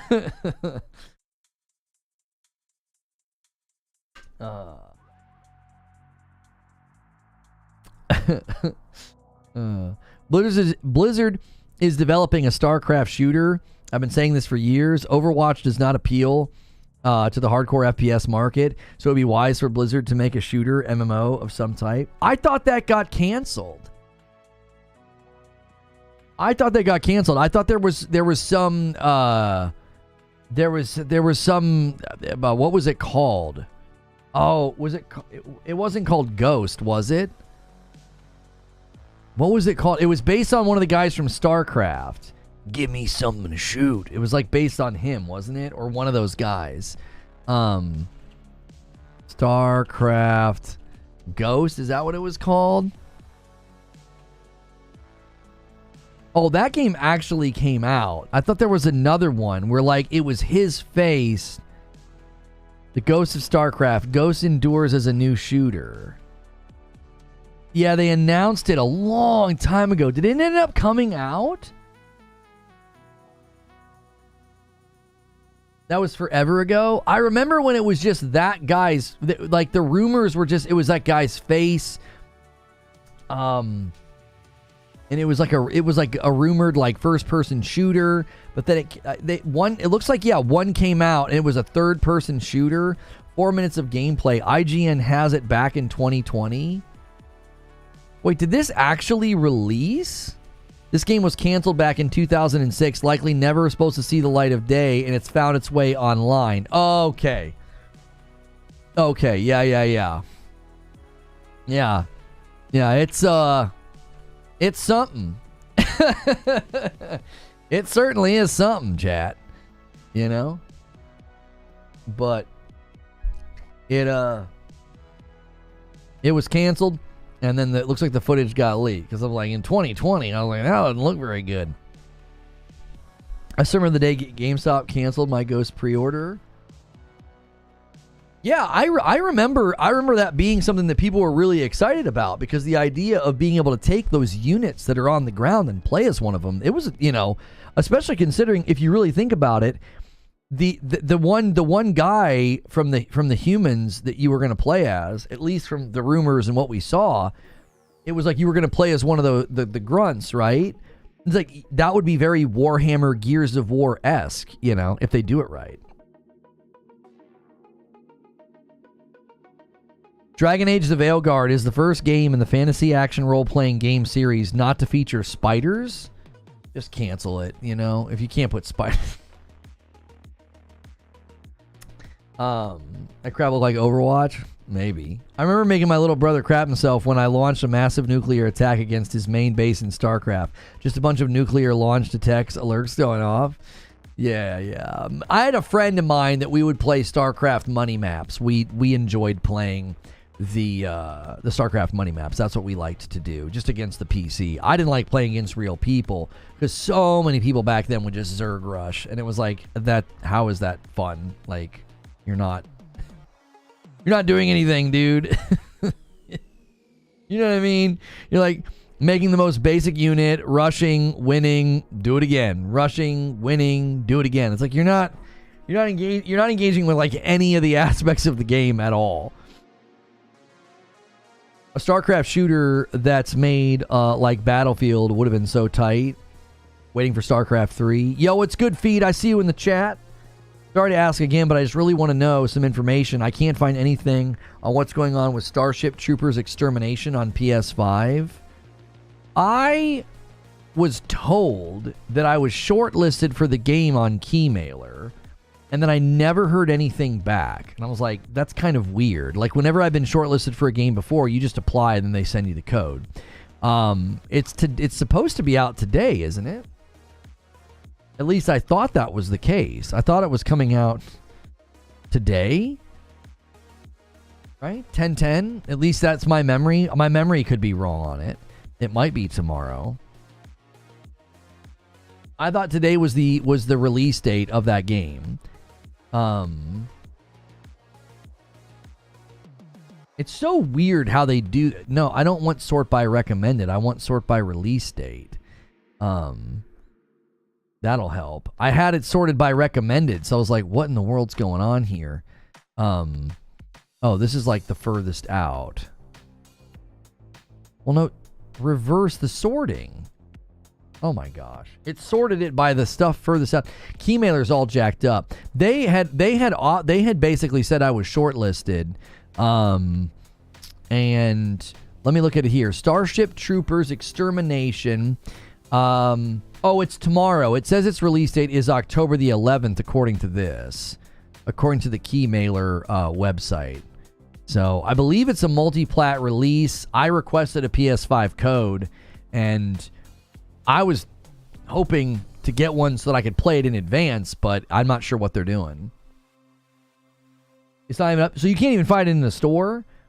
That's happened with some games recently. It's really, really weird. Like, they're not... Can you see it on the Xbox store? This happened the other day with the game. I can't remember what game it was, but like it wasn't viewable in the store until the launch date. No, yeah, there's a pre-order bundle on the Xbox store right now for Starship Troopers Extermination. Yeah. David N. gifts a 5-bomb. I love seeing somebody with the white badge gifting members. That's so generous. Guys, we have a big milestone. We have a big goal to hit. If you guys can get this to 500 members, Friday night, I will play Dragon Ball Sparking Zero against you. You guys can come beat the tar out of me. So, renew your memberships, give some memberships. Don't forget to upgrade. Upgrades count as 2. There's a bunch of you that could upgrade to Member Plus. It's $1 to upgrade. There's about 130 of you that are still hanging out on the $5 tier. And I just don't think you've heard me say that for $1 more, you're getting into extra content, and then you can help us hit the goal. It says it's available on the 11th. The Xbox One here says release date today. It says 10/10 on the Xbox store. FYI, the PS5 Pro is available for pre-order at Best Buy. Yeah, I covered that in the show open. The PlayStation 5 Pro officially sold out on the PlayStation Direct yesterday, but I believe that was in relation to them getting ready to have it be on the various retailers. Like, I don't think it's actually sold out. These are also pre-orders, so they're probably able to estimate, what their production levels can be. So I don't think they have like a room of them sitting there and they're like, okay, stop taking pre-orders. I don't think it's like that. I think that they know how many they can make. There were numerous times also where they would say they were sold out and then an hour later they would not be. I think they were also trying to stop some of the scalping bots from working. Sadly, the scalpers did get the 30th anniversary editions because those were obviously going to be the greater in demand simply because they were only making 12,000 of them.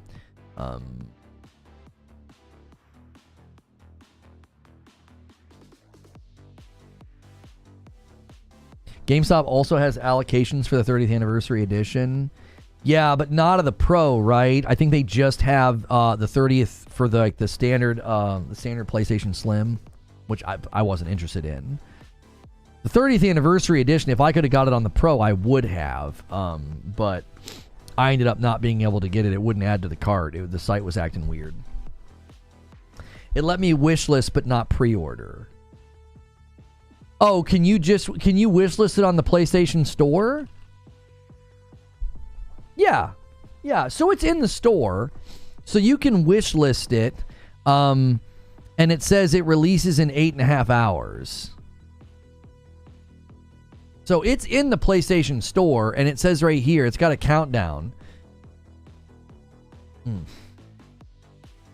So, there you go. PSSR related files were discovered in Silent Hill 2 on PC. Will probably get PS5 Pro enhancement. So for those of you that are going to be like me, I'm going to wait on Silent Hill 2 and play it on the PS5 Pro. There you go. Apparently it will be PS5 Pro enhanced.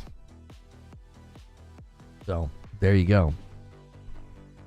Just pre-order through Best Buy, easy. Then launch year, that's for sure. Oh, for sure. Yeah. Boycott Activision says, I'd buy a membership if you played and reviewed Chibi JRPGs. No, I'm good. Sworn got yanked from the PlayStation Store a few weeks ago. Oh, really? Why? Did they have to delay their game? What's going on with Sworn? Wasn't Sworn one of those like co-op rogue games? I feel like that was one of those like 1 to 4 player co-op action roguelike. Yeah. It says 2024 is when it's supposed to come out. Have they given any official announcements or anything about this? Very Hades inspired. There's a handful of games like this now. Which this looks like maybe a little bit more traditional ARPG combat as well. And then the co-op. So yeah, you've got like the monk. I'm sorry, that's a monk. And this is going to be the rook, so the brute, right? You got the brute. Now you got some agile guy throwing knives. The specter. Swear yourself. In a deadly co-op roguelike. I feel you're going to see a lot of these start to come out. What was the one that it didn't do too well when it first started? It was Raven something.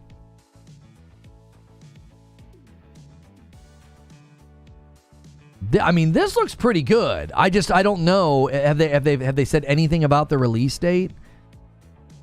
Join us in our Discord, play solo or co-op. It says. Yeah, so unless they've not said anything since June on Steam. Yeah, Raven's Watch. What happened with that game? Because I know Raven's Watch had bad reviews initially. 1.0 is available. It's got a 79%, so it looks like it's improved, and it does have online co-op. It doesn't look like it has local co-op, but it has online co-op. This one as well had like the co-op Hades vibe going on.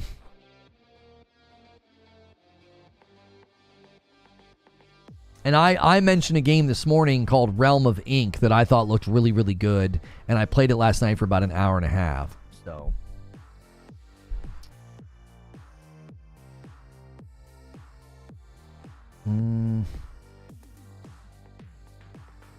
All right, you guys can start submitting questions. Let me clear out the question. The question command has been cleared out. If you guys want to start submitting questions, now's a great time to become a member or gift members, because only members can submit questions.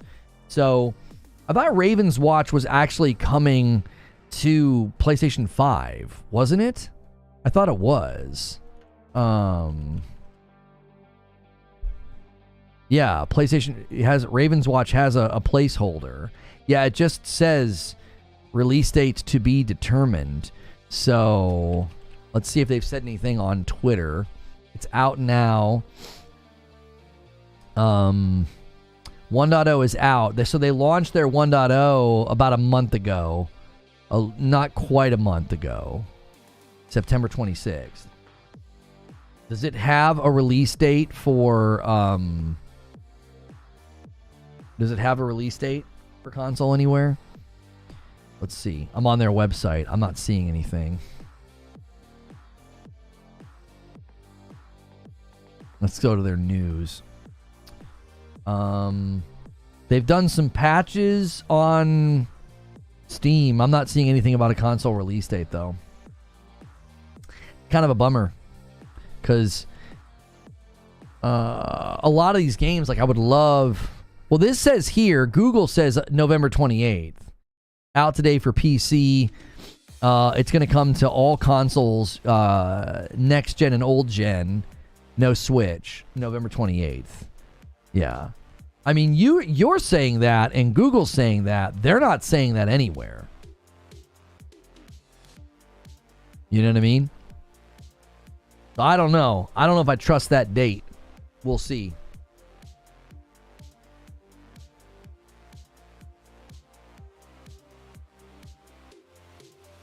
Are you going to watch something?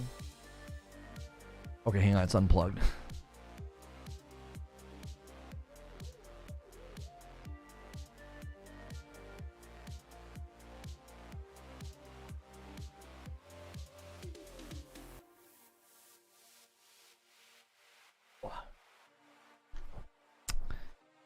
Yes. Only members in the building? Yeah. Raven's Watch was made by the Curse of the Dead Gods, guys. Yeah, Curse of the Dead Gods is a pretty good game as well. Okay. My daughter said, don't shout. It ruins our movie. Football Manager 25 is delayed until March of 2025. I'm so sorry, Lono. We were hoping it wouldn't come to this. Yeah, guys, I won't be able to play Football Manager. You know that was at the top of my wish list, dude. It really, really was. It was indeed. You know, it's unfortunate. It's unfortunate. There's a trailer that says the date. Oh, 11/28's from the trailer. Okay, well, a lot of these games will put those dates out, and then they'll go into early access. They'll put their 1.0, and then the console dates start to become sort of a TBA. So I'm always a little hesitant when they do the early access, and then the 1.0, and then they're rolling out patches on Steam. I'm always like, okay, you know. I'm always a little hesitant to put a lot of stock in the release dates like that.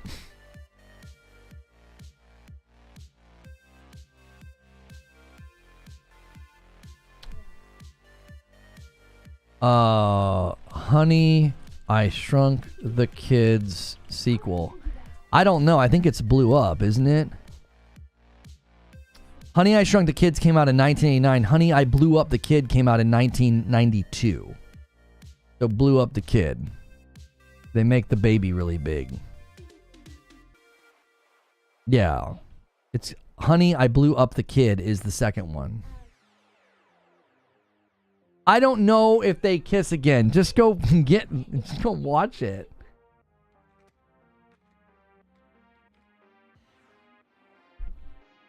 Only Football Manager game I enjoyed was Speedball 2. You know what's good, Captain Steve? Lono doesn't need to play the game. He lives that. That's right. That's right. Yep. Soccer season's almost over, too. Raven's Watch release date. Yeah, when did they release that trailer though? Kingslayer would be my question. Because that could be a pretty old trailer, right? Oh, 13 days ago. Never mind. Yeah, it's on the PlayStation channel, November 28th. Excellent, excellent. I hope they can get some really good patches. It's got 9 playable heroes. Like, these are literally the games I've been waiting for to play with my wife, and they're all going to come out at the same dadgum time. Shrunk Ourselves was second. I thought Blew Up was third. Let me see. Honey, We Shrunk Ourselves was 1997. Blew Up the Kid was 1992. So yeah, Honey, We Shrunk Ourselves is the third movie. Yeah. 89, 92, 97. Shrunk the Kids, Blew Up the Kid, Shrunk Ourselves in that order, according to Google. According to Google. And the Wikipedia.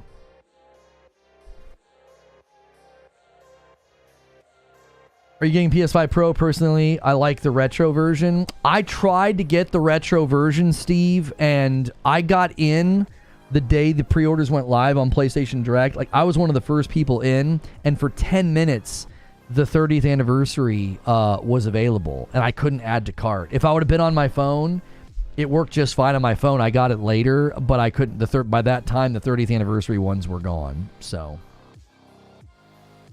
Guys, if you haven't pressed like yet, press like. If you haven't renewed or upgraded your membership, check if you're able to do that. Click the $sign. Sometimes you have a membership celebration. We're trying to hit 500 members before Friday night. The current goal is, if you hit it, I have to play Dragon Ball Sparking Zero. So you guys have gotten a lot closer than we were. You only need 190 now. That's doable between today and tomorrow, especially when you guys upgrade or renew. Those help and those count. If you can't do that, smash the like button. We only need 90 likes to hit 400. Let's get to the 400 like milestone. And you guys can bring up anything at this point. You can submit a question. Sometimes those questions might get turned into a video. That is something available to members. So use the ! question command to submit a question, and I can pop it up on the screen. The show is very much driven by y'all. I walked through the Bungie lawsuit. Halo Infinite 2 was apparently in production and got canceled. I always thought what they were working on was going to be for just Halo Infinite, not a sequel. But apparently there was a Halo Infinite 2 being worked on. The PS5 Pro did apparently sell out on Direct, but I think that was just preparation for today. I walked through all the PS Plus October games: Dead Island 2, 2 Point Campus, Dark Pictures Anthology, The Devil in Me, Gris, Return to Monkey Island, and then the Ghostbusters game. We talked about Nintendo Alarmo Clock and how it made Nintendo Switch 2 trend on Twitter, and then I recommended 3 games for your wish list or your radar. So thank you guys so much for being here and hanging out, talking gaming news here on this fine Thursday. Target also has the Pro for pre-order. Yeah, if you're trying to pre-order the PS5 Pro, the PlayStation 5 Pro is available right now at various retailers. I believe Best Buy, Target, GameStop, and I believe Amazon. I don't think they have the 30th anniversary Pro, but some of the places seem to have the 30th anniversary Slim. I would imagine they're gone by now, though. I had to pay $830 for the PS5 Pro on Best Buy.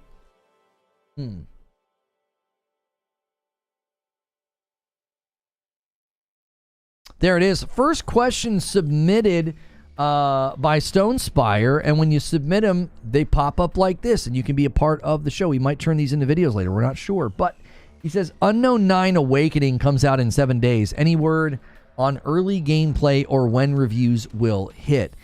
We checked out some gameplay of this a little bit ago. Unknown 9 is the new Dustborn, says enough. Why are you saying that, Hotshot? I went to the trailer and everybody was hating on it, and I'm like, the lead character is based directly from the actress who plays Yennefer from The Witcher. I don't understand why people are pulling out their anti-wokey guns on this one.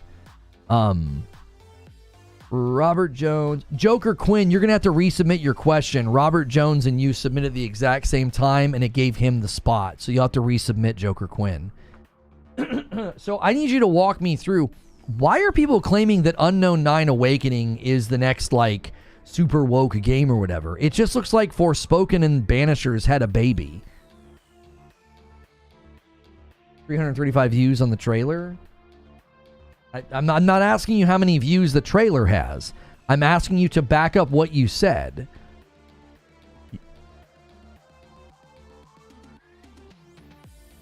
Yes, the rumors are true. God of War Greek Saga Remastered, not actual title, is in the works at Santa Monica and Nixus. The development is finished and they are waiting on an announcement releasing in 2025 with an announcement in December to March.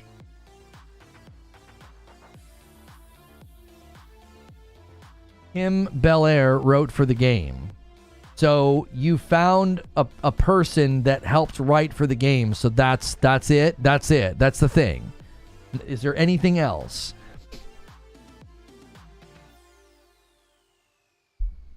Oops. I still have the question up. So you guys are like seeing browser search. Kim Belair from Sweet Baby Inc. Okay. So she's credited on this game, and that's all it takes now. Is if she touches anything, everyone's going to scream woke.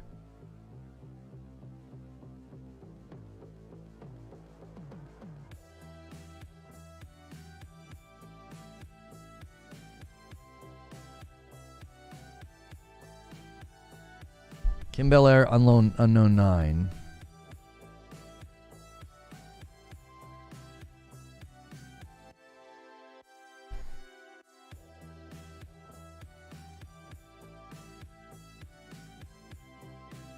I'm seeing people say that the characters are ugly in the game, and I don't understand that at all.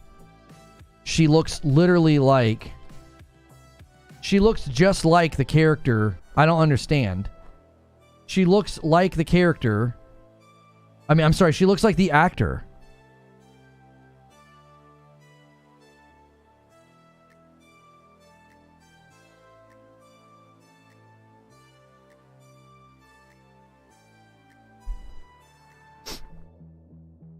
The graphics aren't that great. I'll admit that. The graphics are not that great, but all of the key art and all of the cutscenes that I've seen, they're making her look like the actress. This is the woman that plays Yennefer in... Uh-oh.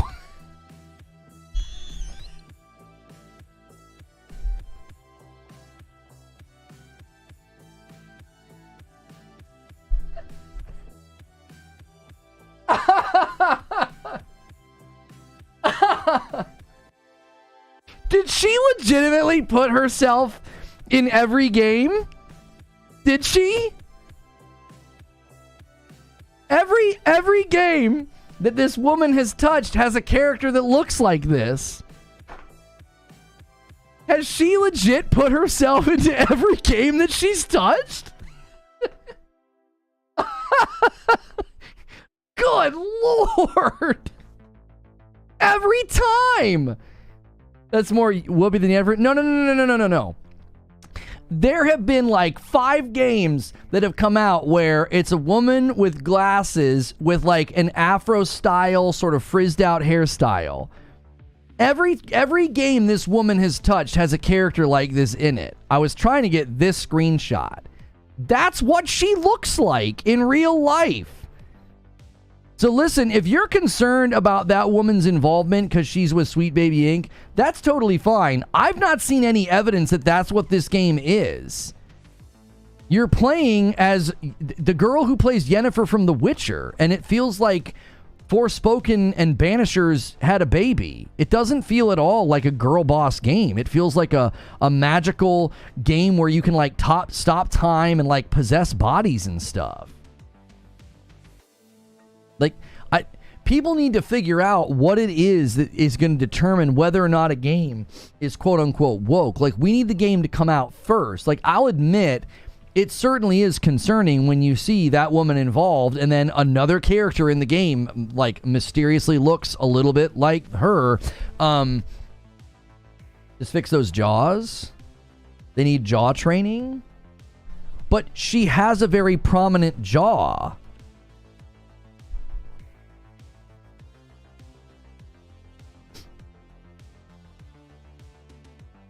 Let me find a picture that will display what I'm talking about.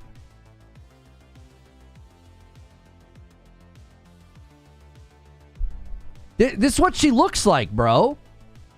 This is her face. This is her real face. She's got very strong, prominent features. Now, obviously, she's not strutting around half naked, but like... That's her, bro. This is the girl that they based the game character off of. That's what they made her look like. It's a 1-to-1. Remember all the complaints? All the complaints about Kay Vess not looking like Kay Vess? This is her. This is her actual face. This isn't some photoshopped, airbrushed glamour shot. This is just her. This is just what she looks like. She's beautiful.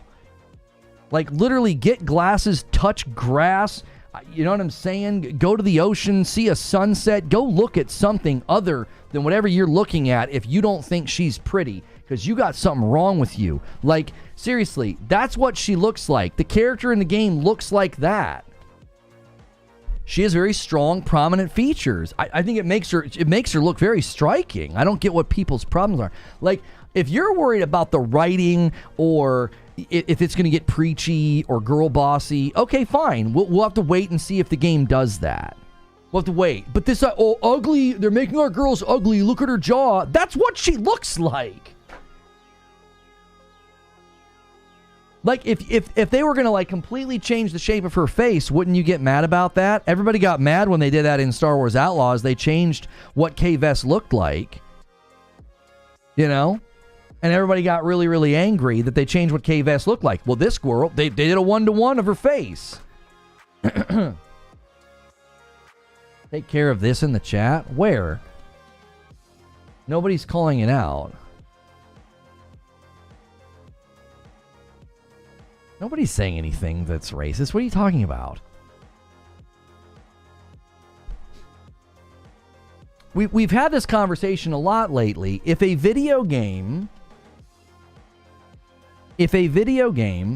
comes out and gets girl bossy and gets preachy, you're going to lose the target audience because people are not buying games to have that in them. They don't want that. They rejected it in Marvel. They've rejected it in other forms of media. The target audience is predominantly male, and they don't want to hear that crap, whether it's She-Hulk or anything else. So if they do it, it'll be a commercial failure. Some guy in here just said all black people look alike. No, he didn't. Learn to read. That is not what he said. Jiminy Christmas. If you're going to accuse somebody of something, take the due diligence to actually read the dadgum sentence that he typed. My gosh. He said all these characters look the same. It's a complaint that many black men and women have made about video games, that they end up making the characters all look the same. How many games came out with the Killmonger hairstyle? There were a lot of black men that complained about that. They were like, what the frick? Why? You know what I'm saying? It's like everybody watched Black Panther and they were like, well, that's a cool hairstyle. And now it's in like every game.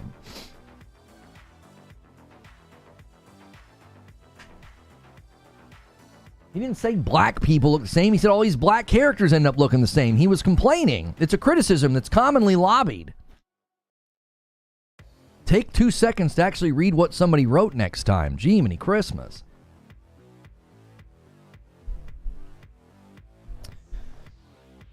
I don't think even women want to play as the girl boss. I mean, a lot of actresses have spoken out about that. They're like, there's no depth to the character.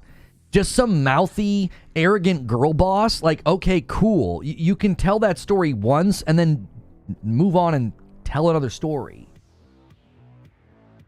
Like, a lot of actresses have said, I don't want to play a character like that. There's no thought behind it. There's no depth behind it. It's boring. It's contrived. So that story trope, that thing, it's failing. Nobody cares. It's not even a woke, anti-woke thing. It's not a compelling character. It isn't. If Tony Stark wouldn't have changed over the course of the 10 years of the MCU, he would have eventually become a very annoying character if he was just statically narcissistic and arrogant. He's one of the more compelling characters in the MCU because he changes over time. And that's something you would want to do. If you have some like arrogant, mouthy girl boss, well, okay, then you humble them, take them through a character arc, show their flaws, show them growing, show them learning, maybe let, I don't know, a man actually help them, heaven forbid. And then you might have people that would say, hey, that was a really great character. There are actors, there are actresses that don't even want to play those roles because they're like, it's just so contrived and stupid. It's one-dimensional. You're not adding any depth to the character. If they have no flaws, if they get everything right, and no one can help them or tell them what to do, that's not an interesting character. Yeah, true girl boss is about as compelling as a gruff white dude. Exactly. Like, I don't want to have a guy like, okay, a good example is Kratos. Kratos has had a wonderful character arc. In the beginning of Ragnarok, he has a dream sequence with his wife, and she's like, am I supposed to interpret your gruntings? Like, even she takes a little jab at him. Like, you got to do more than, boy. Like, you have to do more than that. So, and that's what makes Kratos so interesting, especially with all of the developments of his character in God of War Ragnarok Valhalla. It's like, oh, wow, there's a human element here. There's growth. There's change. There's regret. That makes him far more interesting than just if he ended the game and he was still just grunting and angry and killing anything that crossed his path. And it's just like, there's nothing to that. That's simplistic. That's Duke Nukem. We don't need every character to be Duke Nukem. Just like we don't need every character to be just, super uber arrogant mouthy girl boss. So if Unknown 9, if that's what's in the game and it's super lame and it's super annoying, okay, let's assess that at the time. This immediate call for, yeah, it's woke. And it's like, they got the actress who plays Yennefer from The Witcher. A character who gets naked in the show, like a lot. And they made the character look exactly like her. So we're going to skip over that, and we're going to be, and I saw at least 2 videos and multiple headlines claiming that people were claiming woke and that the character models were ugly. More than likely, they got bad screenshots of the character making an awkward face because the graphics aren't that great. They are kind of rough, admittedly. But the couple of screenshots I showed you, I'm like, that's quite literally what the woman looks like. She's very pretty. She has very prominent features. She does have a strong jawline that doesn't make her ugly, by the way, unless, of course, you're insecure because maybe their jawline's stronger than yours. You know, you're out here looking like, Glass Joe from freaking Punch-Out. But I don't see any evidence of that yet. Now, I've not listened to the trailer story elements, so maybe there's stuff there, but I feel like that's all we're doing now is we're dealing with immediate false narratives from grifters who are like, if Sweet Baby Inc. touched it, they're done. You have a handful of problematic quotes from that woman and a couple of games that didn't do all that well, and then everybody's now claiming, yep, that's it, woke trash, and that's all. There's no thought behind it at all. I would rather the game come out and assess what the game did. Is the story interesting? Is the writing good? Is the voice acting good? Judge it on its merits. Don't immediately jump to the thought that, yeah, go woke, go broke. And then everybody's brigaded against the trailer. Why? Not because the trailer, not because the gameplay, but because some YouTuber told you that it's woke because Sweet Baby Inc. helped. Like, that's why the trailer's been massively downvoted. I couldn't figure it out the other day. I watched a trailer and I was like, wait, why is everybody hating on the game and downvoting it? It looks like a perfectly fine game. We have our answer. We have our answer. Somebody helped with the game that has helped with other games, and they have now become the pariah in the industry, and they're blamed for everything. And so this game is automatically that because of that association. I find the whole thing tiring. It's just tiring. I like interacting with thoughtful people. I like interacting with logical, reasonable adults, not emotionally manipulated man-children who get angry at everything because some YouTuber told them with big red text on a thumbnail. What game I just showed up? Unknown 9 Awakening. I don't know anything about it.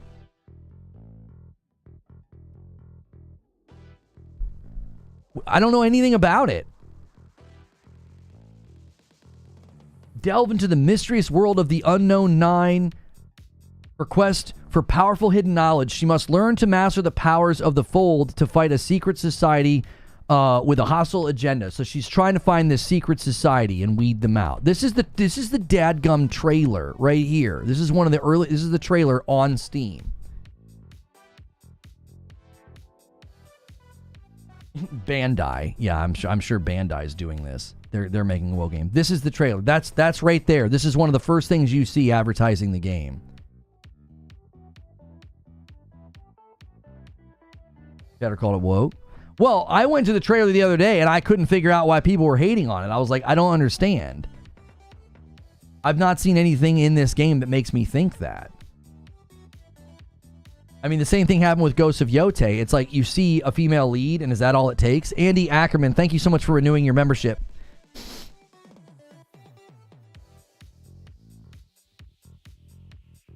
If it's a member plus, I add it to the total. Like, she's literally possessing the bodies of people. She's using magic. She's stopping time. I'm not seeing anything in this that makes it seem like, they're setting up some overpowered, doesn't need help at all girl boss. She looks like she's literally wielding crazy powers and disappearing.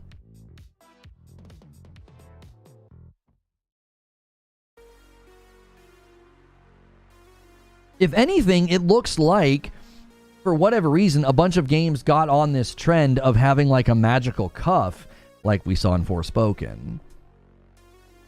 I don't get it.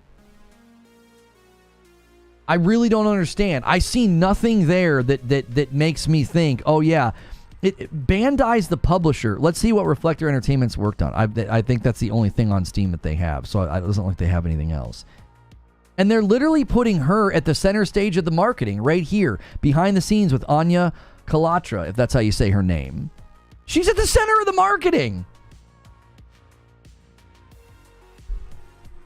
Like, a year ago, this would appeal to a lot of the men that are raging about it. A pretty girl as the lead. Oh, and they've got her doing interviews. Isn't she charming? Isn't she cute? Like, what in the world are we doing? She's got the Giga Chad jawline. She's got a strong jawline in real life. That's what she looks like. She's possessing the bodies of other dinners. Oh yeah, there we go. Woke.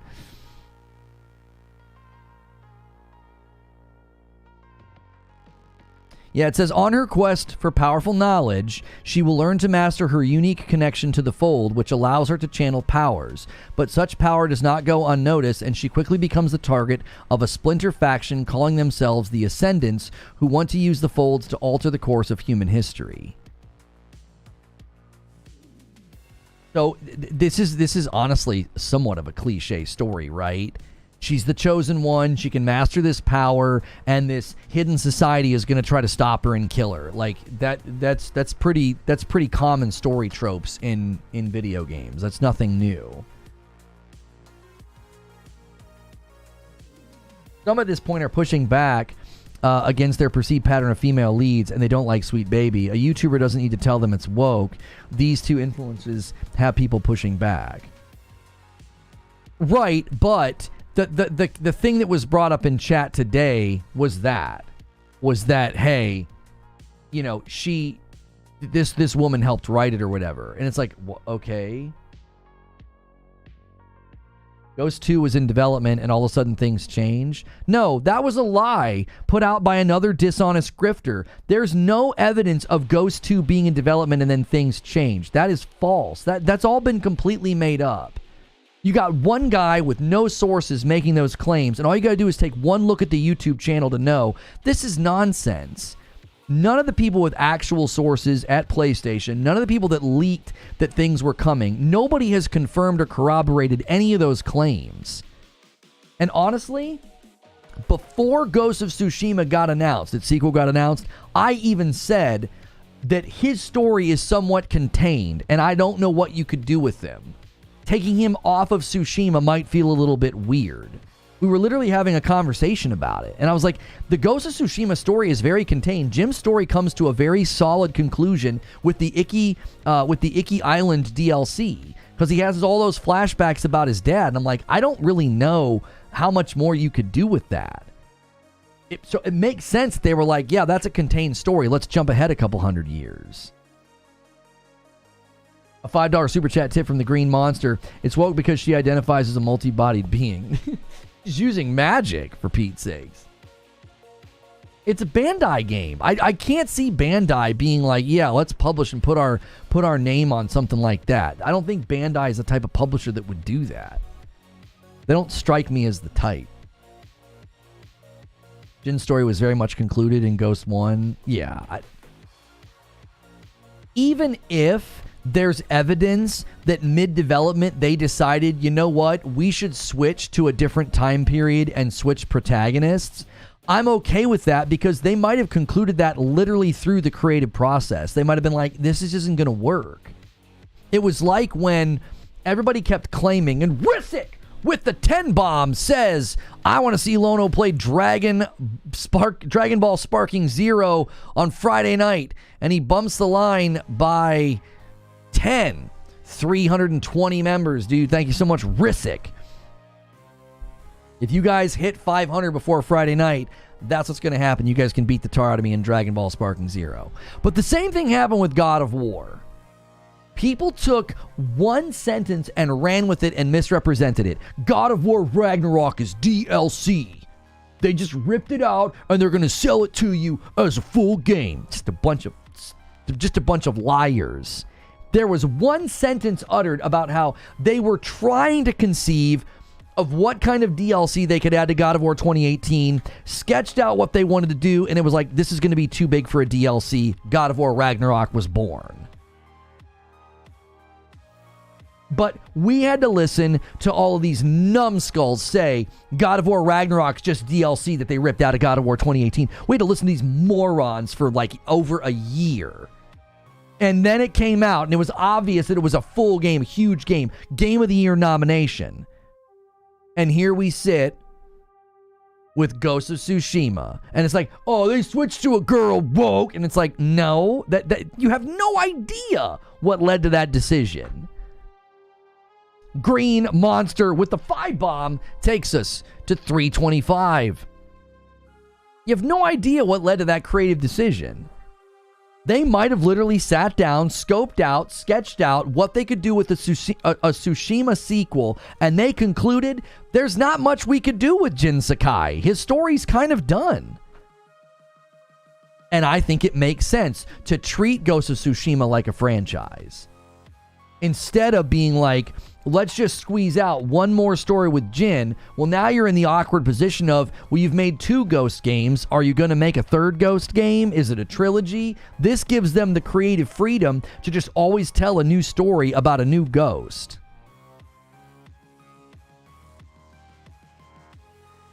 No, I don't have any interest in the Legacy of Kain remasters.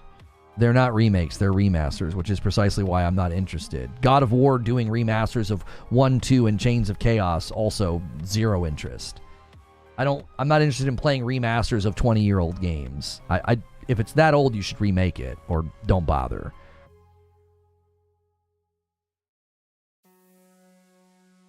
Yeah, they're taking the Assassin's Creed route. They can just always do a new Ghost game with a new protagonist. Exactly. Nobody has supplied any shred of proof or evidence that, like, yep, they were building Tsushima, it was Jin, and then they made the change because of woke. And it's like, no, there's no evidence of that. The only thing you know for certain is that a bunch of YouTubers have decided they have 0 currency, they have no way of having any relevancy, so they're peddling a bunch of BS because it's the only way they can make money. They're all going to learn a real valuable lesson, because this hate, salt, anti-woke meta that we're in right now, there's a gold rush for it. It's gonna run out of gas. And then what are you gonna do?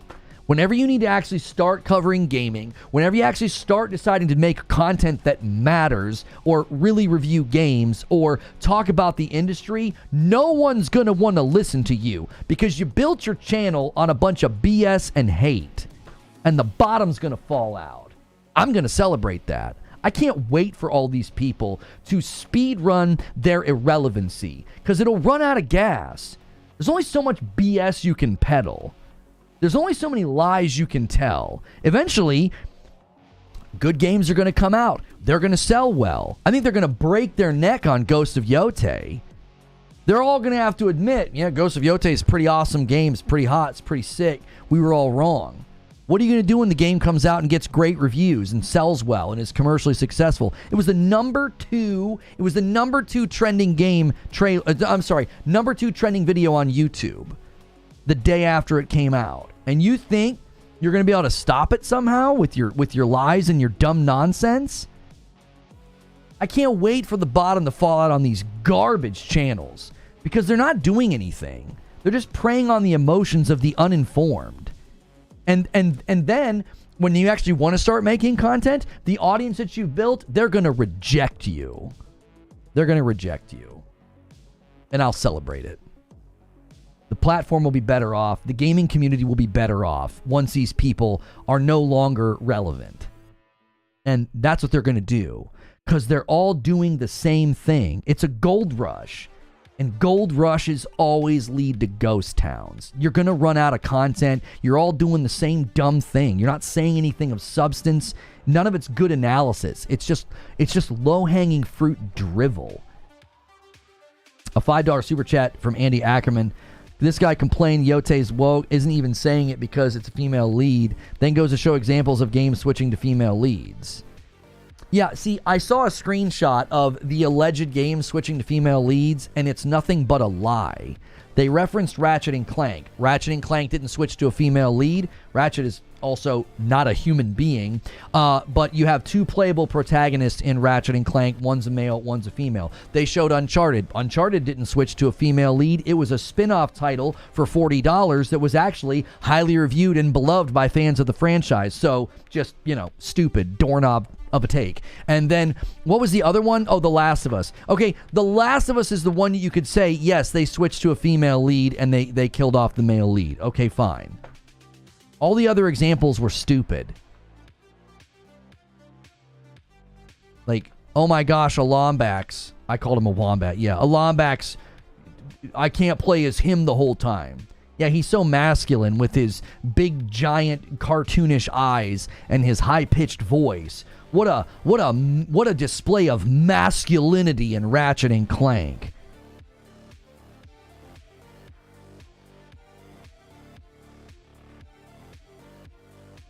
Like, none of those games were complained about, by the way. Nobody complained about Ratchet and Clank. A bunch of mindless haters hurled hate at The Last of Us Part 2, but it's still, to this day, one of the higher reviewed games from PlayStation if you go to the actual PlayStation Store, not the review bomb slop on Metacritic where people thought that, you know, a trans character killed Joel or whatever, which was another lie.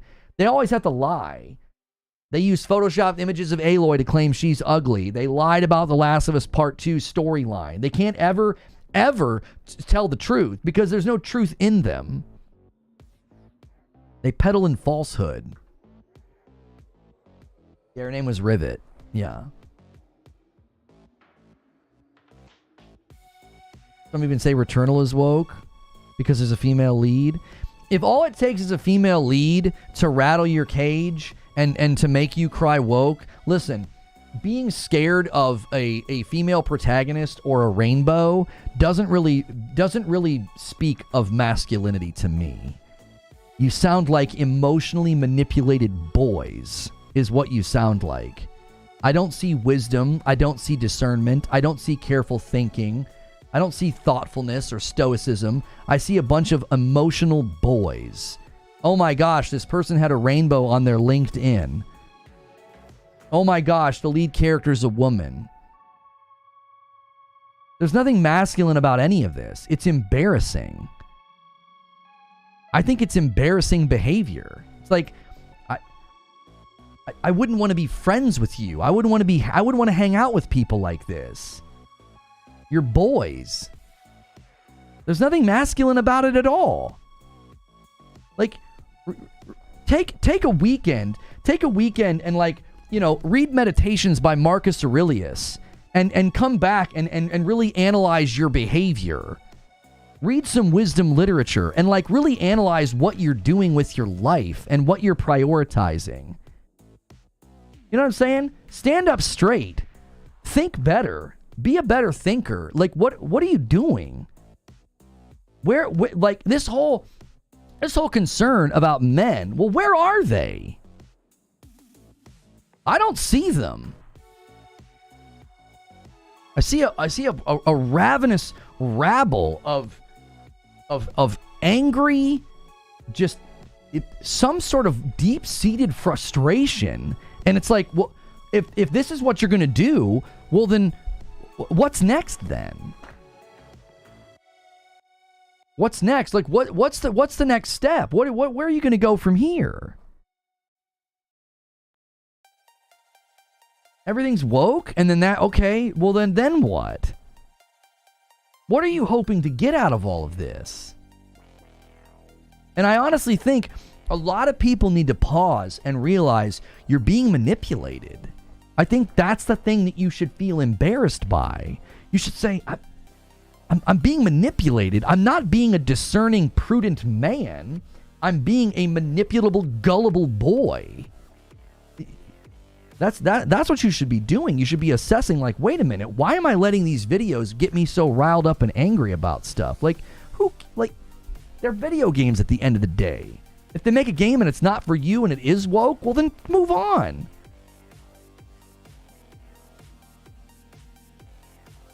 Lord Horg is the agent of chaos. Bumps the line to 326.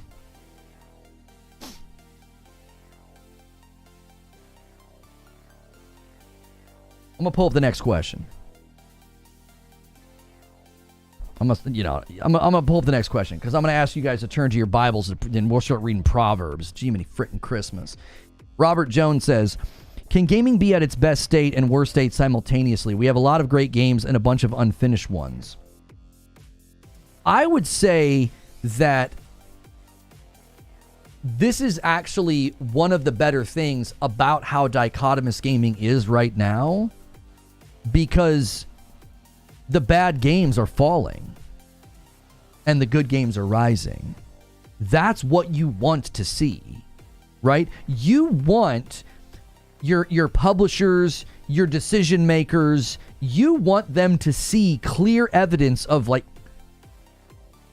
why did our game do so poorly? It wasn't ready. It was buggy. It was glitchy. Or it was, it was a trend chase, or what have you. You want to look at the commercial success of games as a signal to publishers, investors, people that are in charge. That's why I think right now is a great time to be a gamer. Because the really bad games are getting taken to the threshing floor. That's what we want. Like, the thing that frustrated me the most about Jedi Survivor is it was extremely commercially successful. And we don't want to see that. It sort of got to ride on the brand's name of Star Wars. If it was any other game, it wouldn't have done that well. The performance would have murdered it, because people would have quickly been like, no, this game's bad. I actually think that the reviews would have been bad. Swap out the lightsaber for a sword, replace the Force with, telekinetic powers, call it something else, and it wouldn't have gotten the review scores that it got. People looked the other way when they were reviewing it because it was Star Wars. And it was like, man, this is actually a great Star Wars story. And they kind of ate around the fat of the performance issues. So I'm here to tell you that the more and more this happens, the better that it is. Concord flopping is good for the industry. It is. You want to see games that come out that aren't finished, aren't ready, or just some chintzy trend chase. You want to see them flop. Like, I have called for them to cancel Marathon a lot. I've said, they should cancel Marathon. I don't think it has a shot. They should cancel Fair Games. I'm seeing tweets. They're still flying out content creators to play Marathon. Okay. I'm still extremely confident in my predictions about both Marathon and Fair Games not having legs, right? I can see the future. Marathon will come out. People will say it's good. It'll do well. It'll have good reviews. People will say, oh, it's so fun. It's so fun. And then a month or two later, people will be like, oh, man, Lona was right. People will come in and take victory laps when those games launch. And they'll be like, look, people like it. They're playing them. They're good. And then all of a sudden, a month or two later, your player funnel problems will come. They will. They always come. They come knocking for every game, by the way. It's why Fortnite's constantly changing things. It's why Warzone's changing things. It's why Warzone links their game to the annual release of Call of Duty. Because even the Leviathans struggle with player funnel issues. It's why Fortnite put bots in their game. It's why skill-based matchmaking exists in Call of Duty, because of their player funnel. They have to protect the player funnel. So this is why I'm like, no, cancel those games. You still play on PS4? Don't kill me. You're in good company. You're in good company. About, I would say, 70 million of the MAUs on PlayStation are still on PlayStation 4. There's a ton of people in that camp. There's a lot of you. There's nothing to be ashamed of there. The PS4, if you're still getting value out of it, stay there until you're wanting to upgrade. No, I don't play Genshin Impact.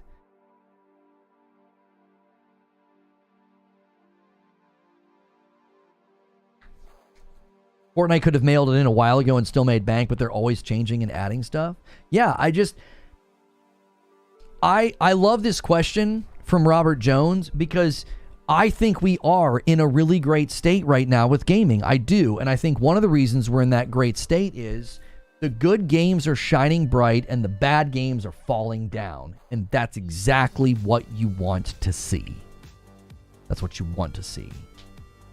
Because that signals to devs, that signals to studio heads, that signals to publishers, decision makers, the money men. It says, hey, you better wake up, because you're going to start to really, really lose money, and you can get fired. You're going to get replaced if you don't figure out how to launch good games and have them be both profitable and at quality. So, couple more questions, guys, and then we're going to go to the writer's room. Do me a quick favor and hit that like button. Try to get us to 400 likes. We only need 60 more. I guarantee you there's 60 of you that haven't hit like yet. You can help us with the goal as well. Check to see if you have a membership renewal, or if you upgrade, it's $1 to upgrade from $5 member to $6 member tier. I count that as 2 in the goal, and then you count every month.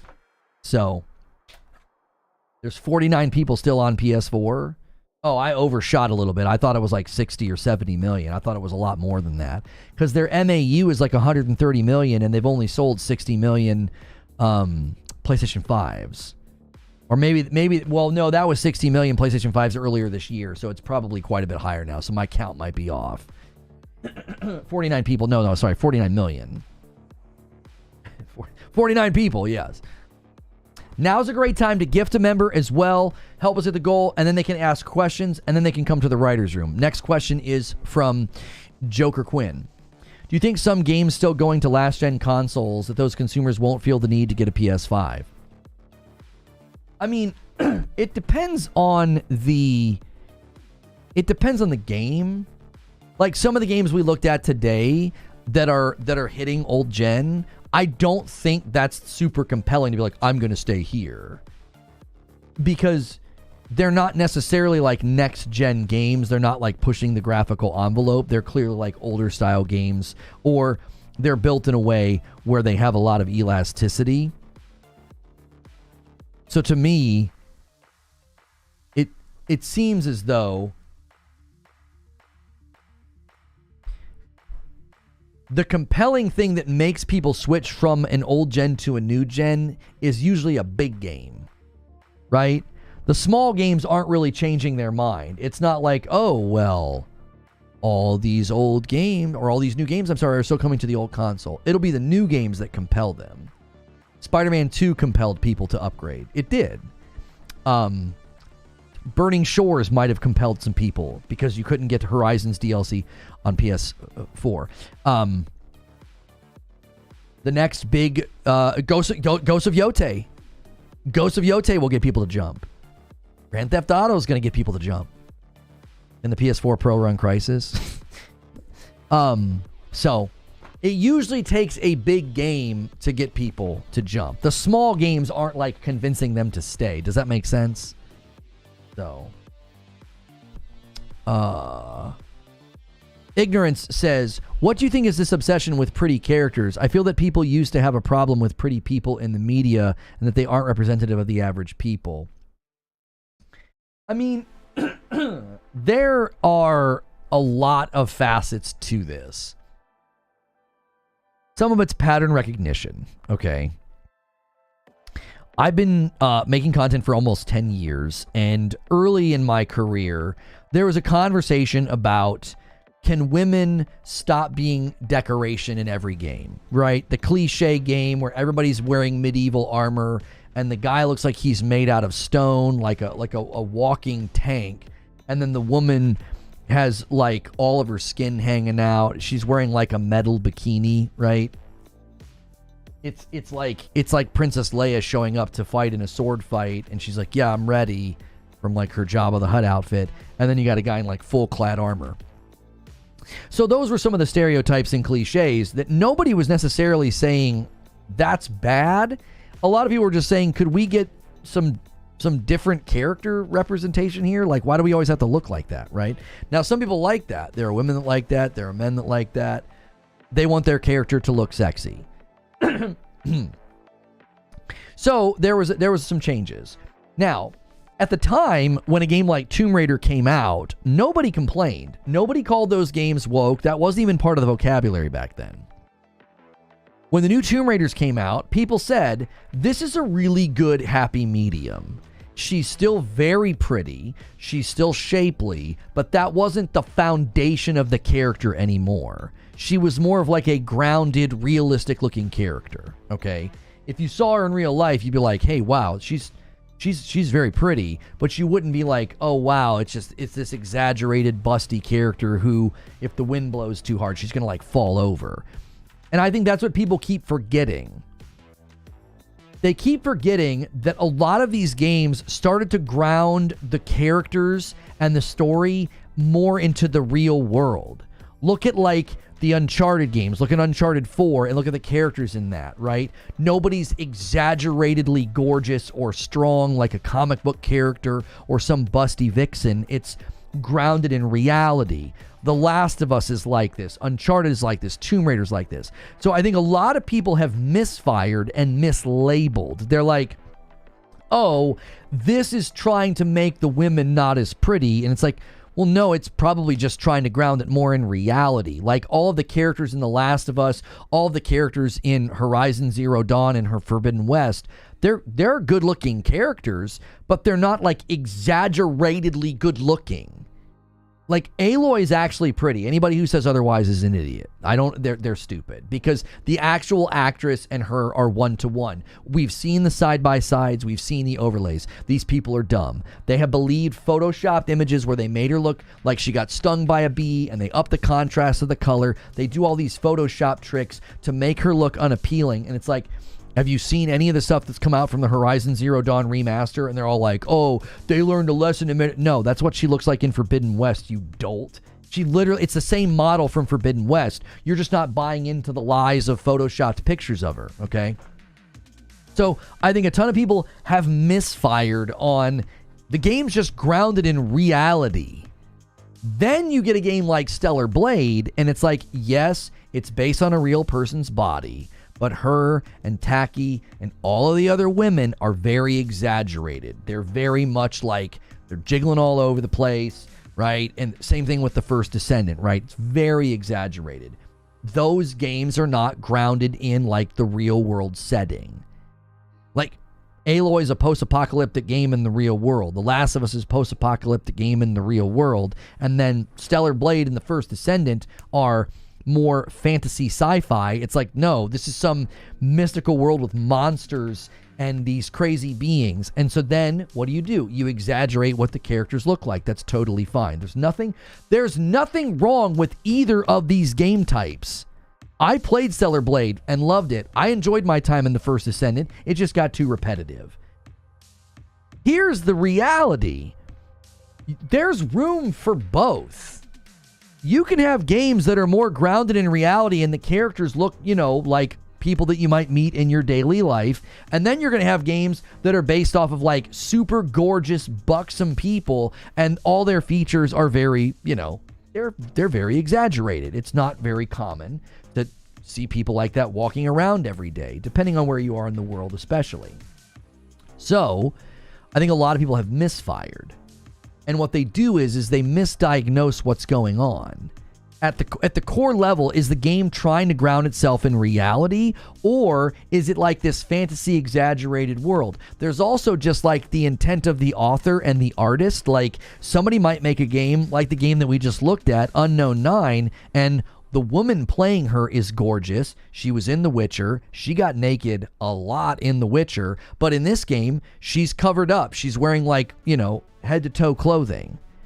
Their artist vision for the game wasn't to have her running around half naked. They could have. She wouldn't have had a problem with that. She's done it before. She's done it professionally. She doesn't have any issue with her body being seen. That's not the direction they took. See, but what happens is pattern recognition starts firing and people are like, well, hang on a minute. There are progressive, more liberal thinking people, and it's okay for these people to think this. This is what makes the world go round. But there are progressive, more liberal thinking people that have been pushing agendas into media. We know that this happened at Disney, right? If it's male and pale, it's stale. And that bit them right on the rear end. They started trying to push, stories and characters to appeal to an audience that doesn't exist. They learned a really hard lesson. Your target audience are, men 20s to 50s. And you started trying to create stories that didn't appeal to them, characters that didn't appeal to them. Disney's learned a very valuable lesson in saying if it's male and pale, it's stale is a really stupid thing to say. And they overcorrected. They overcorrected. You can totally have stories where like there's a guy and a girl and they're both awesome. You can totally have a story where there's a minority and a white person and they're great. They're awesome characters. You can do that in a way that's not like contrived and stupid. So all of that's kind of happening in the culture, like kind of out there, and then we start to see evidence of it in gaming. Okay? And now everybody's a hammer and they see everything as a nail. Everything's a nail. It's like, oh, Ghost of Yote woke, and they hit it with a hammer. Oh, this girl helped write this game, hit it with a hammer, woke. This character doesn't look like a supermodel, woke. Right? And it's like everything's not a nail. Like nobody has played through. Remember all the hullabaloo about Star Wars Outlaws? Did anybody actually play through the game and find evidence of it being woke? No. It was just a bunch of screaming before the game came out, seething and mauling at that they made her ugly and she doesn't look like the model. Game comes out, zero analysis, zero evidence of the claim. It's an engine that's bad at faces.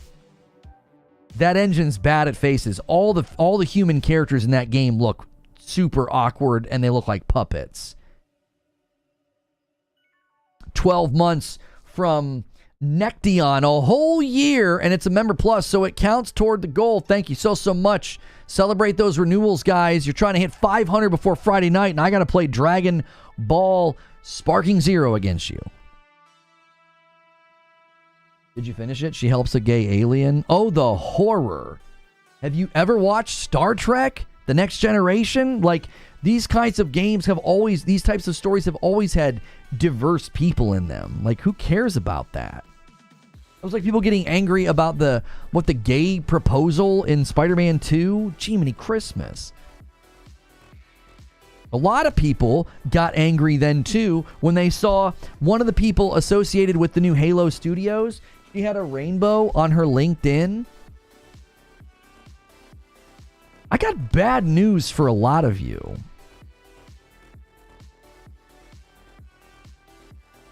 Somebody might say they were a Galian. Anyway, I got bad news for a lot of you. A lot of the studios that make games, a lot of people in the development world, I hope you're sitting down. A lot of them are gay. They're gay people. They're going to put rainbows on their profiles, right? They're going to celebrate Pride. I hate to tell you, a lot of these studios are out west in America, and culturally, there's a pretty good ratio of people out there that are going to be more LGBTQ. That's just the reality. If you don't want to support a game because somebody involved put a rainbow on their profile, you aren't going to be able to support a whole lot of games, my friend. Stop playing Destiny, by the way. Stop playing Call of Duty, by the way. Yeah? Is Call of Duty been destroyed by that? Has it been destroyed by the rainbow? Has Destiny been destroyed by the rainbow? Have these games been destroyed by that? You're not going to be able to play almost any games if this is what you start doing. If you start running to LinkedIn, if you start running to Twitter, and you're like, oh, this person that's portraying the girl in Yote, oh my gosh, she's all these things, and she's done all these things, you're not going to be able to play anything. Hopefully, I mean, don't go back and play any of the Batman games where Mark Hamill voices the Joker, because that homie's on Twitter being super progressive and super liberal about things. Don't go play those Batman games, dude. Mark Hamill's in there, just woken it up. Like, this is not going to work. This is why I've told people the other day, it's like, you're going to run out of games. You're going to run out of studios. You're going to run out of actors. Like, what movies or TV shows are you going to watch if this is your standard? Oh, the person involved is an activist. Holy frick. Well, you better not watch any of the MCU. You better not watch any of the MCU. Mark Ruffalo's in there, dude. It's not a standard that works. Tales of Kinsera, people attack that guy. Yeah, people attacked that guy. He wanted to make a game about his father's death, and people attacked him. How dare a black man make a game about being black? The absolute gall of him to do that. Bunch of mindless morons. He makes a game that's super meaningful to him and grief and his dad's passing, and a bunch of two brain-celled idiots attack him and go crazy. Just the absolute audacity of him to do that. Good Lord.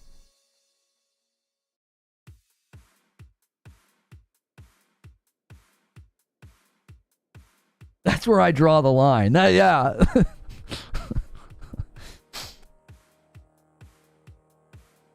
What about the JRPGs and all the Japanese games? What do you mean? What are you asking exactly? I think there are plenty of games for you to play. I think you're going to run out of games to play if that starts becoming your determining factor of whether or not you're going to support a game. You can't play Call of Duty anymore. You can't play Destiny anymore. There's so many games, studios, actors, and voice actors that you can't support anymore because you're going to attack the woman who plays Atsu in Ghosts of Yote. You're gonna have nothing left. Yeah, you can't play Apex.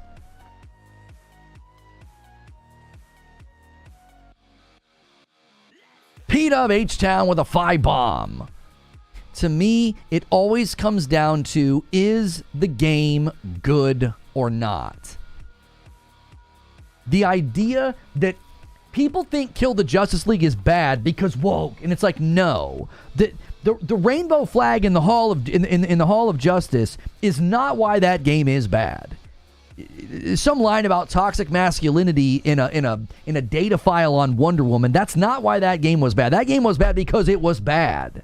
It was a bad live service game with zero depth to the combat loop. That assess why Justice League was bad. Don't just be like, well, woke. Go woke, go broke. That's not why that game was bad. We're losing our ability to actually analyze why a game's bad if that's what you're always going to say. So assess the game when it comes out. Nobody did that. Nobody did that with Star Wars Outlaws.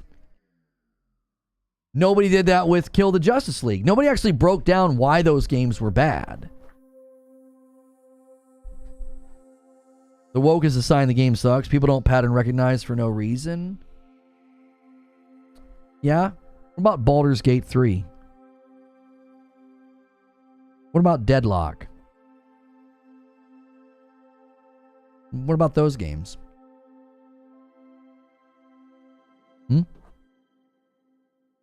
Were those games bad? Are those games bad?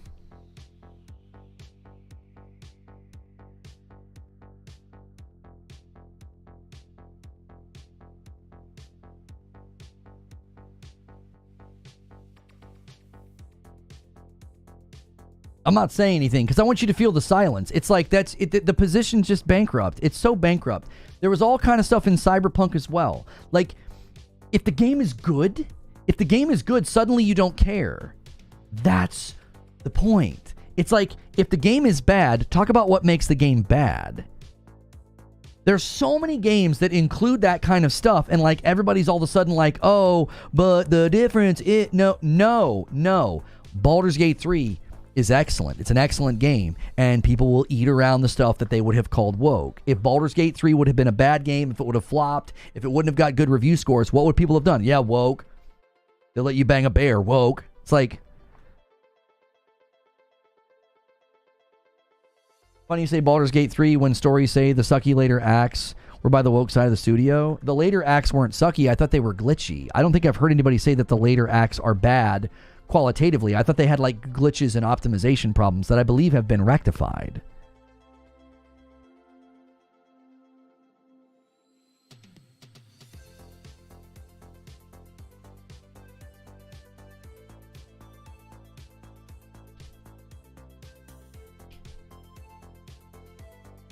Where'd the woke equal bad come from though? Why can't it be woke and good? Okay, I mean, at one level, at one level, I do sympathize and empathize with people watching some of their, some of their favorite franchises get hijacked by people who don't care about the franchise. Okay? A lot of these people are coming from, Star Wars and Marvel, and they're like, oh yeah, now they're going to do it to our video games too. Baldur's Gate 3 was so gay, I almost started buying flavored popsicles. Yeah. So I get it. I get why the pattern recognition is firing, but I'm here to tell you, if the only reason you thought She-Hulk was bad was because it got a little woke and girl bossy, that's not the crux of the matter. It was bad because it was bad. It was bad writing. It was poorly structured. Woke's in there, like the girl boss thing is in there, but like that's not it. Like that's not the crux of the matter. So the pattern recognition, I get it. People are now coming to video games, and listen, you also have to understand something. So much of this is driven by a small group of people. There's a small group of people making the videos, making the content, driving the falsehood, using photoshopped images, intentionally bad screenshots to basically make the argument that like, yep, this, and the third. And so I think that's what's happening. I think like the pattern recognition is firing, and then there's just opportunistic grifters coming in and yelling and screaming and saying, yep, here we go again. I saw channels that don't even cover gaming talking about the Ghost of Yote situation. It's like, you don't even cover gaming, but because that's what you make money from, you have to latch onto it, and you just have to run with it. Like, seriously, I saw outlets that don't even cover gaming, and they're grabbing onto this stuff because it works. It makes the money. It's the hot ticket item right now. You throw big white or red text on your thumbnail. You throw a rainbow on there. You throw a raged face on there. You do whatever. You throw a diverse character on there, and you're gonna get a ton of clicks.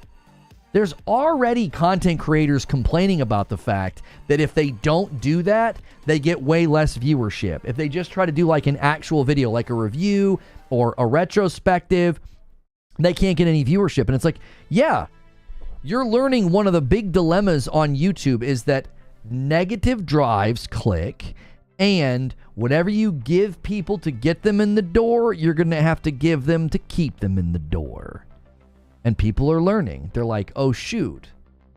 If I don't cover, anti-woke, anti-DEI, anti-diversity, if I don't cover that, then I don't get clicks. Yep. Yeah. That's why I will never lean into any of that crap, because number one, it's disingenuous, it's dishonest, and number two, it's a terrible business strategy. So my principles don't let me do it. And then my business acumen wouldn't let me do it. It's like you're gonna burn out. You're gonna have explosive growth, and you won't be able to sustain it, because that kind of content, you're not growing community. You're not actually making something that is sustainable. You're trying to heat your home with fireworks. It doesn't work.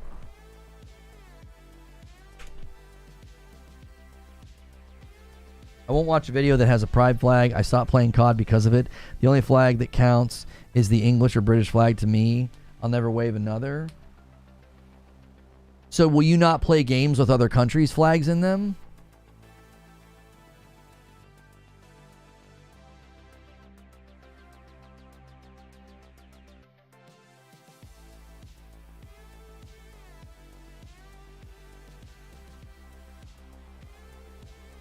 Mando G-Man says a lot of Kotaku and Paul Tassi stands in chat. What do you mean by that, Captain G-Man?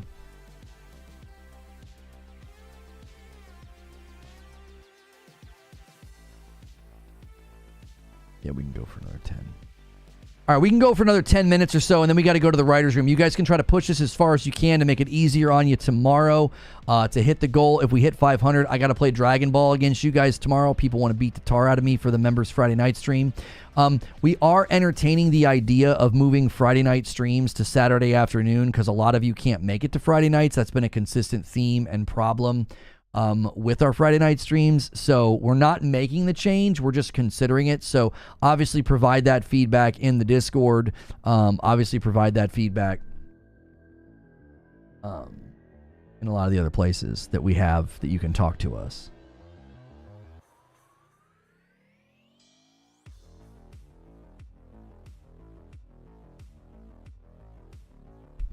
You guys need to understand, I'm not telling you that this is okay or that's wrong or this is that or the third. I'm not defending any of the ideology that drives some of this. I'm not defending any of it. I'm not defending Sweet Baby Inc. I'm not defending DEI. I'm not defending any of those things. What I'm saying is stop buying into these false narratives. Be a good thinker. Let the game come out and let the game be reviewed as it is.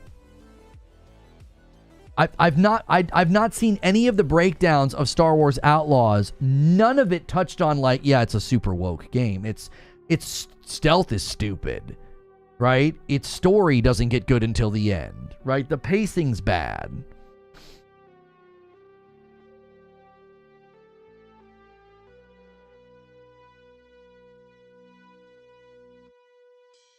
Did he explain himself?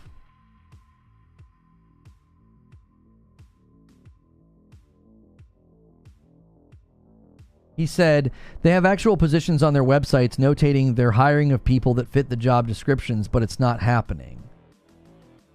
Right, but again, you have to analyze that on a case-by-case basis.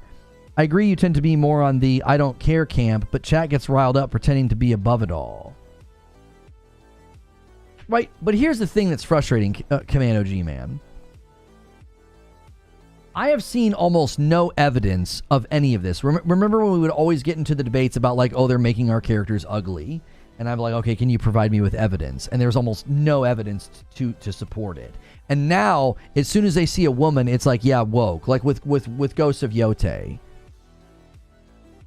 Like, that to me is just tiring. It's like, number one, Ghost of Tsushima is like one of my favorite games of all time, and this is the sequel. And now I've got to wade through this muck and this crap every time the game comes up because of a bunch of mindless, manipulable boys who want to click on grifting content that make false claims.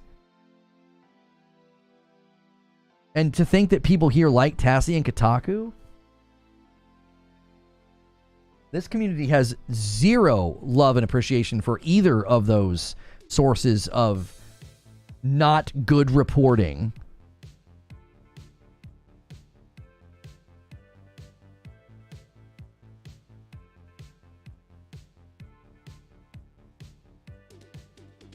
Lono, I do not have trust to buy wait for release. I've seen signs... Game sucks months to years out from release. I'm going to call it bad right then. Right, but remember what people were crying and screaming about with Kill the Justice League? It was that it looked like some contrived, live service Fortnite limited time mode slop. That's what everybody complained about with Kill the Justice League. Then the game came out, and it all of a sudden everything centered around Sweet Baby Inc. And it's like, that's not why that game is bad, and that's not why the game failed. It's just an easy scapegoat. It should be case by case instead of generalization. Did you see anyone here bemoaning that you had to play as a gruff, dumb man in Space Marine? Right, like nobody in this community has ever complained about that. I've always put forth, and largely get lots of agreement here, that there's room for both. Like I said, there's room for the games that are grounded in reality where not every single person looks like a supermodel, and then there's room for games like Stellar Blade. There's room for games like The First Descendant. Do you see? That's my frustration with it. It's like as soon as the characters aren't bouncing around like Tifa or Eve or have their cheeks hanging out like First Descendant. As soon as that doesn't happen, then it's a problem. Do you remember the insanity that we had to wade through when people were claiming censorship on some of the outfits in Stellar Blade? And they think that they won because they put different versions of the outfits in? Yeah, Creature's fine. Like, we literally had to debate claimed and alleged censorship in Stellar Blade because a couple of the outfits had a slightly less amount of cleavage. That game still, at that time, had insanely revealing outfits. Like,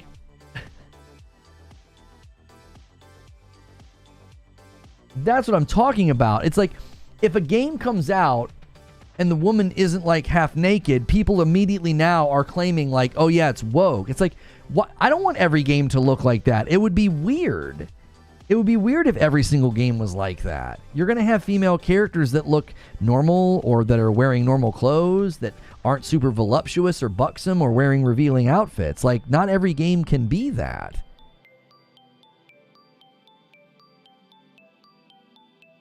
Like, the First Descendant's making it very clear. Like, they know their audience, dude. They're selling skin. And I don't see anybody calling foul and saying that that's wrong. I don't see anybody saying that's wrong. But on the other side, it's wrong if the characters don't look like that. It's wrong if the characters aren't super beautiful, hot, or half naked. And then the minute the character is a woman, we have to hear from people like, well, why can't I do a character creator? Why can't I pick a man? Nobody says that when the lead is a man. Nobody said that about Tsushima. Nobody's like, well, why can't I play as a woman?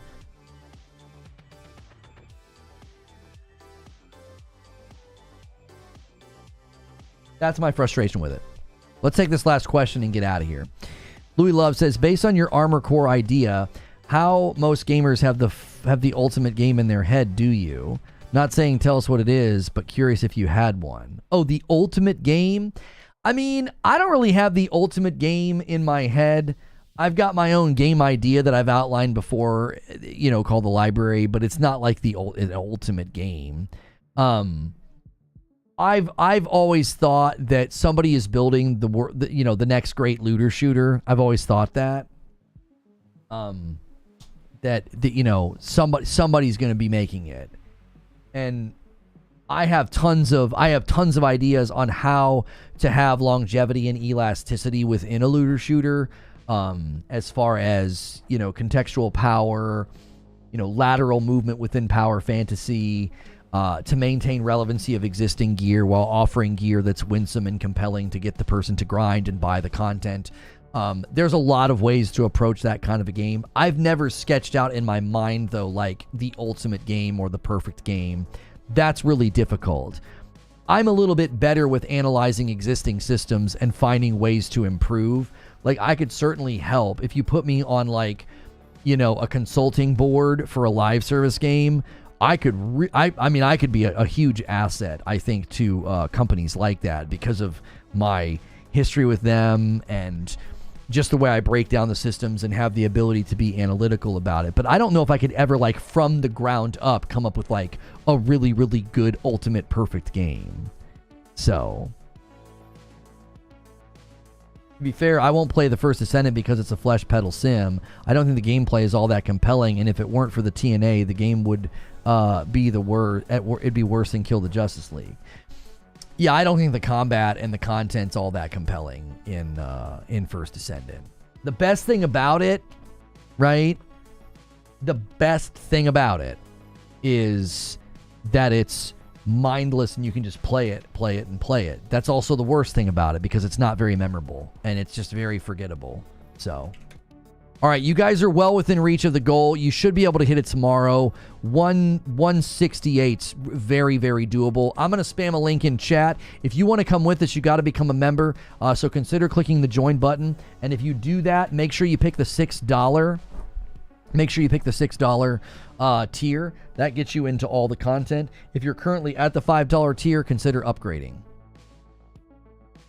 Thanks so much for being a member to the channel. It means you either are paying for a membership or maybe you've gotten a gifted membership. We had a strong rally today. We're trying to hit 500 members before Friday night because if we do, then I have to play Dragon Ball Sparking Zero against you. So upgrade to Member Plus or VIP or become a member or gift some members like crazy tomorrow and help us hit that goal. I'm going to end the previous stream. We were doing a variety gaming show like we've been doing for a while now, and we talked about the Bungie lawsuit, Halo Infinite 2. We got into a discussion about all the, frustration over things happening in games that feels very much, made up. So I'm going to end the previous stream and redirect folks over, and then I'll make sure and change that thumbnail to not